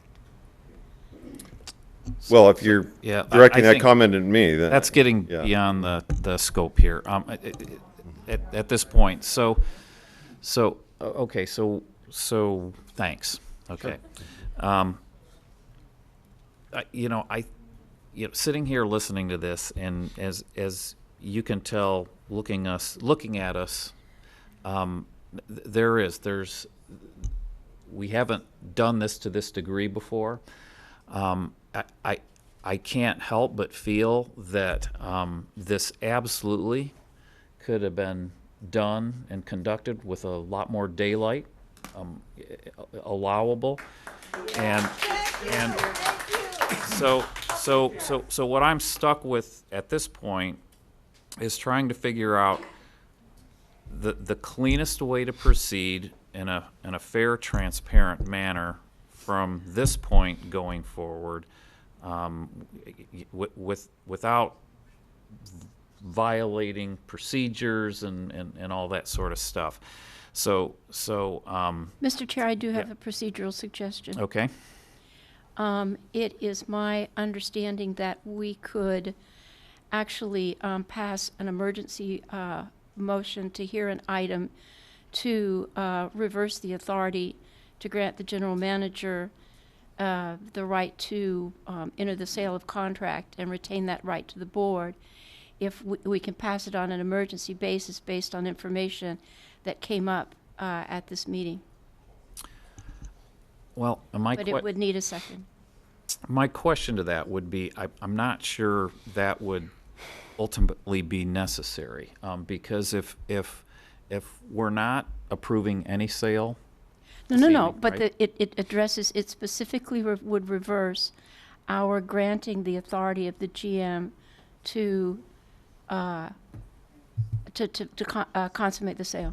So, go ahead, Director Kennedy. So then it would require it to come back when there's Absolutely. actually any sale to this body, which would be a full public hearing. Absolutely. I think so. Steve's been trying to say something for 30 minutes. Oh, it's okay. Everything gets said, but I don't see it as an emergency. We could agendize it for the next meeting. And all I wanted to say is I do concur with Director Natoli, because it seems a lot of the conditions that we delegated the authority to the general manager have changed. And now we're going back to step 1, which is declare surplus property. And so in my mind, when I read this, this is a simple one. We're just declaring these surplus property. I didn't know we wouldn't see the sale again back here. So that's where I'm at. So Mr. Chair, With that, I would withdraw my second of the motion. I don't think that rushing through, I think that we owe the public that transparency, and I agree with Director Natoli and Bud. So I withdraw. So, Mr. Chair, I have a question. Sure, Director Hare. Henry, why are we declaring the surplus so late in the game? Why did we not declare this property surplus before you entered into purchase sale agreements? Okay.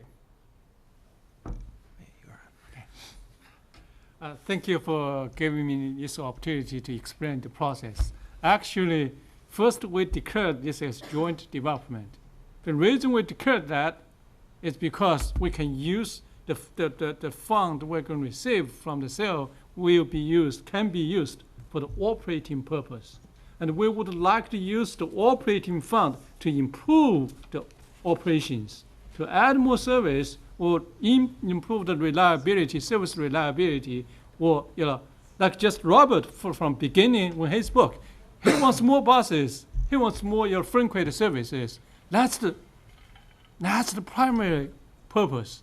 When we declared that as a joint development, we followed all the procedures to make sure the public agencies will have the first, right to bid on this. So that was about 6 months ago. That the whole process was actually opened when we talked to the board about in the closed session about, because we have multiple offers, then we have to share with board in closed session based on the procedure our legal counsel provided to share the price, the term, and the usage. So we shared with board, and the board gave the authority to the GM to enter into, to negotiate and to enter into the agreement. But however, in this process, we find out because if we use the joint development procedure or method, there's some terms, there's some limits or restrictions from the federal government, federal regulations. There's some issues from the potential buyers. So that forces us, or that actually needs us to make this to change the declaration from the joint development to the surplus. So use the surplus method. In that case, we will only be able to use the funding, the sales, the revenue from the sales for the capital project. So, for example, if we have $5 million sales, then that $5 million we'll only be able to use for the capital use, buy buses or whatever, but we cannot use this for the operating purpose. We cannot use that to hire more people, to put more service on the street. So that, I'm just trying to say what's the process, and just try to share. It's totally transparent. It's totally the process. We follow the guidelines. Right, and I think that's where. So let me just try and encapsulate very in a short order is that so the idea to sell it a certain way, which made the money greener, could be used for capital or operations. We couldn't find a partner for that. Yes. So then we moved into this surplus thing, and that, as a board member who's followed this and been on this board for a long time, I was not aware of, that process, moving from kind of one sales universe to another. So now, understanding that, this evening, the action before us to declare this surplus, again, I'm trying to figure out how necessary things are. I want to reorder this whole process without losing a lot of time, but making sure everybody, including this board, understands where we're at and where we're going. So again, we've all learned a lot. But that's how we kind of got here with the cart ahead of the horse a little bit, as certainly as appearance, correct? So what we need to do now is figure out some sort of a comfort level of this board to move forward on, because we're going to sell these properties, but again, the most transparent method going forward to accomplish this. So, and that's where I'm a little stuck, is wanting to make sure we clean this up as best we can this evening. And again, it gets difficult trying to do this stuff on the fly. So without trying to make more of a mess of things, if some have suggestions, but I do feel that without the controversy on a couple of these, that I think we should feel comfortable moving forward on those. But then that starts to not make a whole lot of sense. Well, so that doesn't meet Director Natoli's requirement that, the board get a final say. And that is a change of policy. I would suggest that we go ahead and make the declarations of surplus, and then we have entertained the discussion about whether or not we want to bring it back for final board approval. But that is a change of policy. Right. So let's ask this question: is so the difference? So if we don't declare this as surplus at this time, where's that leave us? Are we losing potential sales, or where does that leave us as far as? Our broker, Kentoten, actually had lots of conversations with us and requesting RT to move this type of negotiation and sales as fast as possible. I get that, but because we're gonna make that decision. Okay. Okay. So it likely may, some potential buyers may, back down. Right. Yes. Right. So that's the potential. Okay. Issue. All right. And that's all I need to hear, because I'm aware of that. So okay. All right. So Director Natoli. Yeah. I guess I would suggest that, I think in light of the conversation, that and I guess I would respectfully disagree that it's a change in policy, maybe a change in direction, because I don't think policy for this district says that in each and every case that the general manager is given the authority to dispose of property. We may have given that direction in specific instances, and if it is the policy of the district that each and every case, then I'll stand corrected, but I don't believe that's the case. But I'm not going to argue that point right now. I do think, though, that in light of, I think in Chair Maureen did a good job in summarizing some of the dilemma here, I would suggest that we're going to be back in session here in a few weeks, that we continue this matter, to have staff give us clarifications about not only about process, but where we are with these, and if we lose potential buyers or gain potential buyers, then that'll come out in the wash. But again, I think that staff certainly has proceeded, accordingly. But in my view, that for where we sit this evening, that I think, and again, I would be prepared to make a motion that we continue this until our November meeting, and staff can come back, can reframe this report, I think answer some of the questions that have been put out here, talk about the process. And then, if this board wants to continue to direct the authority to the general manager, leave it as it is. I would like to have that as a part of the discussion, though, as to relates to property sales on these dispositions and any other ones as well. I think those are ultimately board responsibilities. So. Second the motion. Okay, so Director Harris. So I think it's really important to point out that an awful lot of work has gone into these purchase and sale agreements that potentially would be lost by an action like this. If you look at the conditions of sale, particularly on Power Inn and 65th, these were not insignificant people to rope in to purchase these properties. And there were significant encumbrances on the properties. It's a very difficult type of sale to consummate because of FDA overlays and because of RT's internal rules. If we take this action, we could be walking away from transit-oriented development, which is a tenet of RT. And I think it's an unwise decision to do, and I don't support it. And that's at the 65th and Power Inn, Correct. items B and C. Correct.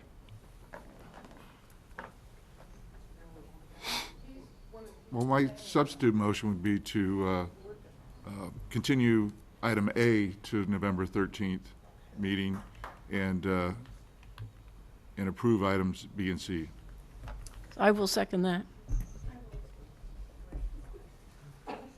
Let me just ask the maker of the motion then, because it sounds like there's a lot of interest, even with declaring, and help me out here again.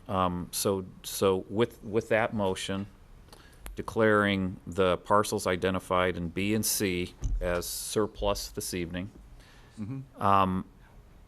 and we're obviously going to be talking about this at our next board meeting. Is at that point, again, changing our direction as to making sure that those final sales on B and C come before the board, again, in the interest of transparency, full disclosure, and all of that. Would those, I guess my question is, declaring B and C surplus this evening, how quickly does that turn around? And if the desire of the board is to make sure that all these land sales get vetted here at this board, are we throwing too much sand in the gears on those? I'm just kind of. Someone will have from real estate will have to talk about that, where they are in the process. Because I just want to try and understand that, at least with the parcels identified in B and C, that we can continue to move along, but also at what I'm feeling is the interest of this board to make sure that Bring something I don't care that comes before us to finally say, yes, we're good. Sure, I guess we could bring kind of a summary of the terms and the conditions. I think one thing we need to be careful is we will not dictate the entire use. They have concepts, but they're still working through obviously that. So we could bring back some concepts that they've given to us to say, here's kind of a planned use on how we want to develop that. So would we need at our November meeting to change that direction kind of in parallel? I mean, is it possible that we could have a buy-sell agreement approved in our first meeting in November on any one of these parcels? If we convert the 65th Street and the Power Inn to surplus, I think we are a lot farther on in the negotiations, and we might actually have something, but I don't care. It's tough to it say. doesn't Yeah, we have could to be we could there, get the summary of the terms. I just want to understand that we're not going to preclude ourselves from making that final determination on the buy-sell. So it sounds like what you're telling me is, no, we're good. Right. Okay, because then we can use that November meeting to talk about this change of direction, reverting back to this board, finalizing sales of property. So with all that bloviating, which is I'm trying not to, but so the maker of the motion was, could you repeat that, Steve? Continue item A to our November 13th meeting and approve items B and C. And would you add a direction to add at our November meeting the, I guess, an agenda item related to directing, an agenda item reverting the final buy-sell, the delegation to the board instead of the general manager? Well, that's what I was thinking. Okay, all right, so you're good. Okay. All right. Mr. Chair, if I could just, that understanding with your question, I think I understood from Brent, I saw Henry shaking his head, that as relates to items B and C on the agenda, that we would declare them surplus this evening, and then allow them to negotiate over the course of the next several weeks, but that recognize that it had delegated authority previously, but that there would be no consummation of sale. You would come back to this board for the final discussion about final disposition. It's still a board discussion on those particular items. And that is the motion that. Yes. And as it relates to item A, that would be put over to November 13th to talk about process. Yeah. As well as delegation authority and other aspects. Yep. Okay, and so, I don't know if the seconder accepted that. yeah, so are you okay with that, Director Budge, as far as all that? Just to confirm Okay, that the question of delegating authority to the GM to sell all three of the properties then will also be discussed on the 13th of November. Yes. Yes. Then I'm good with the second. okay. So, okay, so all three of these will be discussed in November? Is that what I heard? Is that what I Probably heard? as separate items, but. Okay, Yeah. right, okay. It'd be better. All right, separated. so I think we got there. So, so with that, any other questions, comments from board members? Director Natoli? And so you're continuing item A. Correct. Without any action. No decision on Yeah, that. got it. Correct. Just so it's clear. Okay. Any other questions, comments from board members? All right, so with that, a motion and a second on the floor. We better do a voice vote on this. You mean a roll call? A roll call. I mean, yes, a roll call vote. Thank you. You're welcome. Director Budge. Yes. Director Hansen is marked as being absent. Director Harris. Aye. Director Hume is marked as being absent. Director Jennings is marked as being absent. Director Kennedy. Aye. Director Miller. Aye. Director Natoli. Aye. Director Chenier and Cerna are both marked as being absent, and Chair Moran. Aye. Okay. With that, the motion passes at 96 votes, and I'm going to ask those that are going to walk out of the room at this time to be very quiet in doing so, as well as standing in the lobby, because your voices do carry, because we have additional business to conduct. Thank you. Okay, so, and I would just ask, anybody who's a little bit uncertain about, exactly where we're at, Vice Chair Kennedy has offered to field any questions you have on any of this. After the meeting. But no, just a final comment. As you could tell, this is complicated.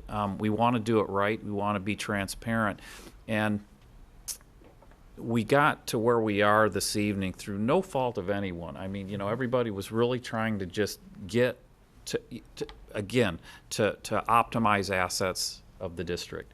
And, we're committed to still getting there, and we appreciate everybody coming out to speak this evening, and I'm sure we'll have another interesting meeting, first meeting in November, but I just want to thank staff for all their patience in this, and with that,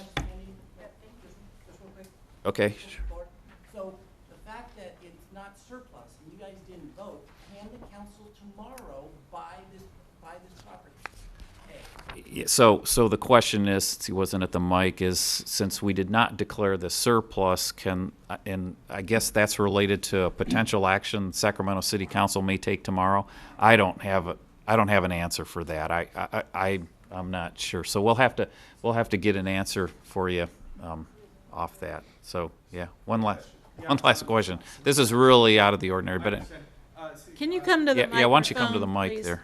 Just the general manager. I understood the question about capital improvement came up. If this property on Evergreen goes to surplus, then you can't buy buses?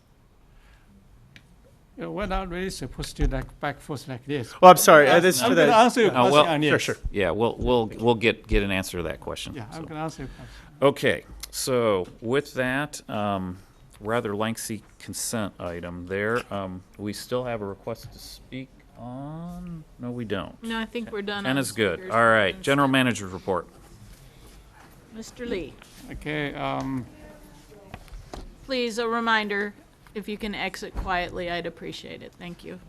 so good evening, Chair Moran, members of the board, and the public. I will make my report very short. I prepared for 10 minutes. I'm just going to speak for 2 minutes. First, I want to thank Tammy for her comment about our grant writer. We do need that, but before that, we actually used some temporary support to do that. Now we think we need a permanent position. Okay. Secondly, I would like to share, safety and security is the top priority of our system, and we actually about 2 years ago we already had 10 transit officers checking the fares. Now we have 60.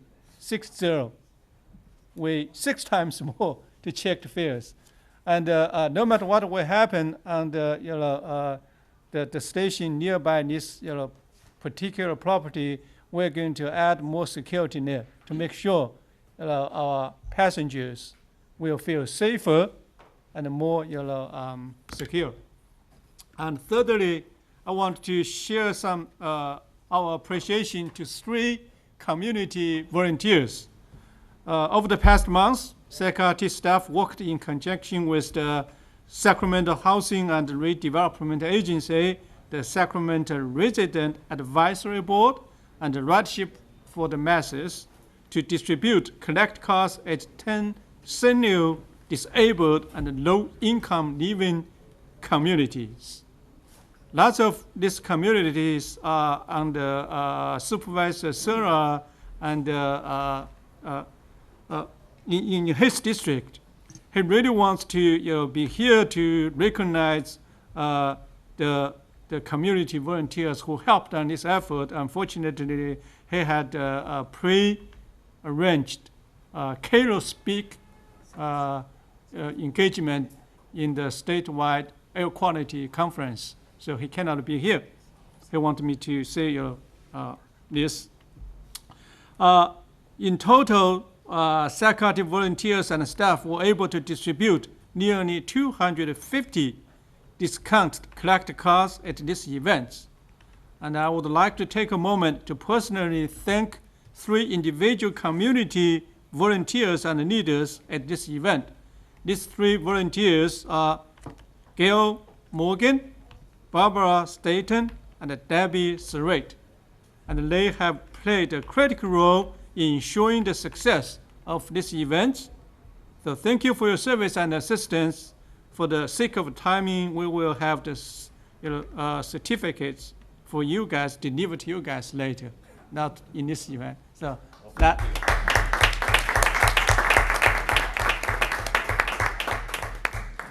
that concludes my part of the report. I would like to invite our police chief, Lisa, to briefly update our board with the security. Good evening, Lieutenant.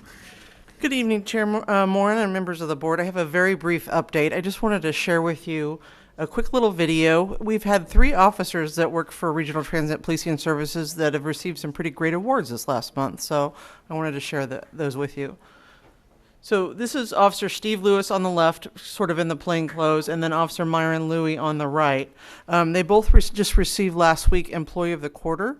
Steve has been he's been helping out the cadet program. He was a cadet many years ago for the Stockton Police Department, and he's really elevated the game of the Sacramento Police Department's cadet program, which I personally started. So very pleased that he got that award. And then Myron just received his, Officer Louie received his master's in master training in crime prevention through environmental design. So he's been doing some amazing work. As you know, we've adopted stations, so he's helping all of us do SEPTEDs on our stations. And then here's the quick video about Officer Gus Johnson, who got a Community Partnership Award. For the last 4 years, I've been riding the RT train from Folsom to Sacramento, and it has grown into a positive experience for myself and the people that ride the train. When I first started riding, people were really inquisitive about why I'm on the train, and I actually ride the train with a backpack on, so that it's weird for them to see a police officer with a backpack. So it gives me opportunity to talk to people, and I like to talk to everybody that's on the train, and just to see how their day's going and what they're up to, and I like listening to them, so that's the best part about it. And then over the years of riding the train, become friends with a lot of the people, and they wonder where I am when I'm not there. I have to tell them about my vacations, my family, and I'm just a commuter just like they are. But I'm in a uniform, and sometimes, you know, I check fare and I'm still at work, so if a situation arises, I address it and go from there, head off to work. So that concludes my short presentation tonight, but I just want to really make note that we have some amazing police officers working for us here. Thanks, Lieutenant. Thanks for sharing that with us. Okay, anything else left on the general manager's report? Okay, so we're good. So we do have one request to speak on this. Brenda Anderson. Brenda?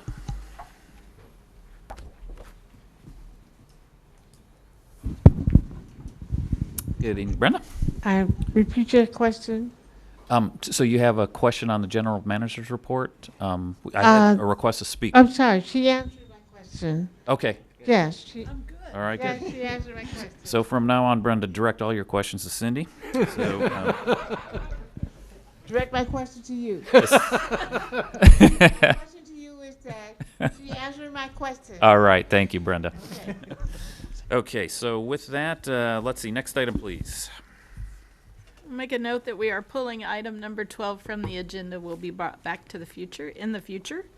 So item 13, the Capital Corridor Joint Powers Authority report, if Director Harris has anything to add. Nothing to add on the last meeting. Okay, thanks, Jeff. And I do have a request to speak on this item from Mike Barnbrum. Mike is gone. Okay, so with that, next item, please. Item number 14, San Joaquin Joint Powers Authority meeting, and Director Hume is not here to add anything. Okay. Item 15, the Paratransit Inc. Board of Directors meeting, and neither one of the members are here to add anything. Okay. Moving on, I'll announce the items for closed session, and the board will recess to close session. 1 second here. We have a question. Director Harris? Actually, I did have something that I wanted to report about Capital Corridor. So myself and Chair Frerick and Director Saylor went to Hercules to look at the potential of a Capital Corridor station that they have in mind for that locale. It was a pretty interesting afternoon assessing the possibilities. Capital Corridor is going to have to make quite a few decisions about priorities and realignments before something like that can happen, and also have to factor in global warming and what sea level rise might mean to that locale. So it's going to be an interesting discussion. But I would say this, that the city of Hercules has done a tremendous amount of work to make their case for a stop there. And moving forward, it will be a very interesting discussion. Good for them. Nice to have advocates out there. So, Mike, did you have a short, like 15-second comment here? Oh, just maybe a minute or okay. So. Last Monday, Capital Corridor's Director of Planning, Jim Allison, along with San Joaquin's Manager of Regional Initiatives, Dan Levitt, attended the open house and formal presentation of the Sacramento Valley Station Master Plan. And Manager of Planning, Jim Allison, mentioned, barring any other hiccups to come, and they hope none, the Vacaville station will go live for ticket sales and stopping and service Monday, November 6th. And as a follow-up comment about the event on that date, which was a week ago today, I want to personally follow up with Chief Lisa Hines' presentation and thank her officer, Officer Givens. While I was assisting Amtrak guests and attendees throughout the evening of the event, I'm a volunteer station host at Sacramento Valley Station. While assisting folks, my main backpack got stolen. And all my accessories for tablet and phone were gone, wallet, keys to my apartment. Officer Givens met me at my neighborhood station. We went to my apartment, and him and former police services police chief Norm Leung paid a locksmith to change the locks on my apartment so that the would-be thief, robber, burglar would not have access to my place. A Facebook friend of mine took me immediately to DMV on Tuesday to replace my California ID card, and my Southwest and Amtrak credit cards replacements arrived at the office on Thursday. So those only took 3 days, but still waiting the ID card and the debit card from Golden One. And it was that station waiting room is not safe at our workstations. Former Chief Leung did say they got some still images of a male suspect, but it's only an internal thing right now. Even myself as a victim cannot even take a look at anything that they have access to at the moment. But I'm hoping to catch the person that was acting inappropriately during our event while volunteering and working at the station 1 week ago tonight. Sorry to hear the trouble there, Mike. Okay, so with that, I guess announcement of closed session items. Conference with legal counsel, Holly Uller, Brian Uller, on behalf of himself and his guardian ad litem to Ash Uller and Cade Uller versus RT. Item 1. Item 2 is Donna Bond versus RT. And item 3 is being pulled from the closed session item agenda, and there will be no closed session report after closed session. All right, thank you, Cindy. So with that, open session adjourned.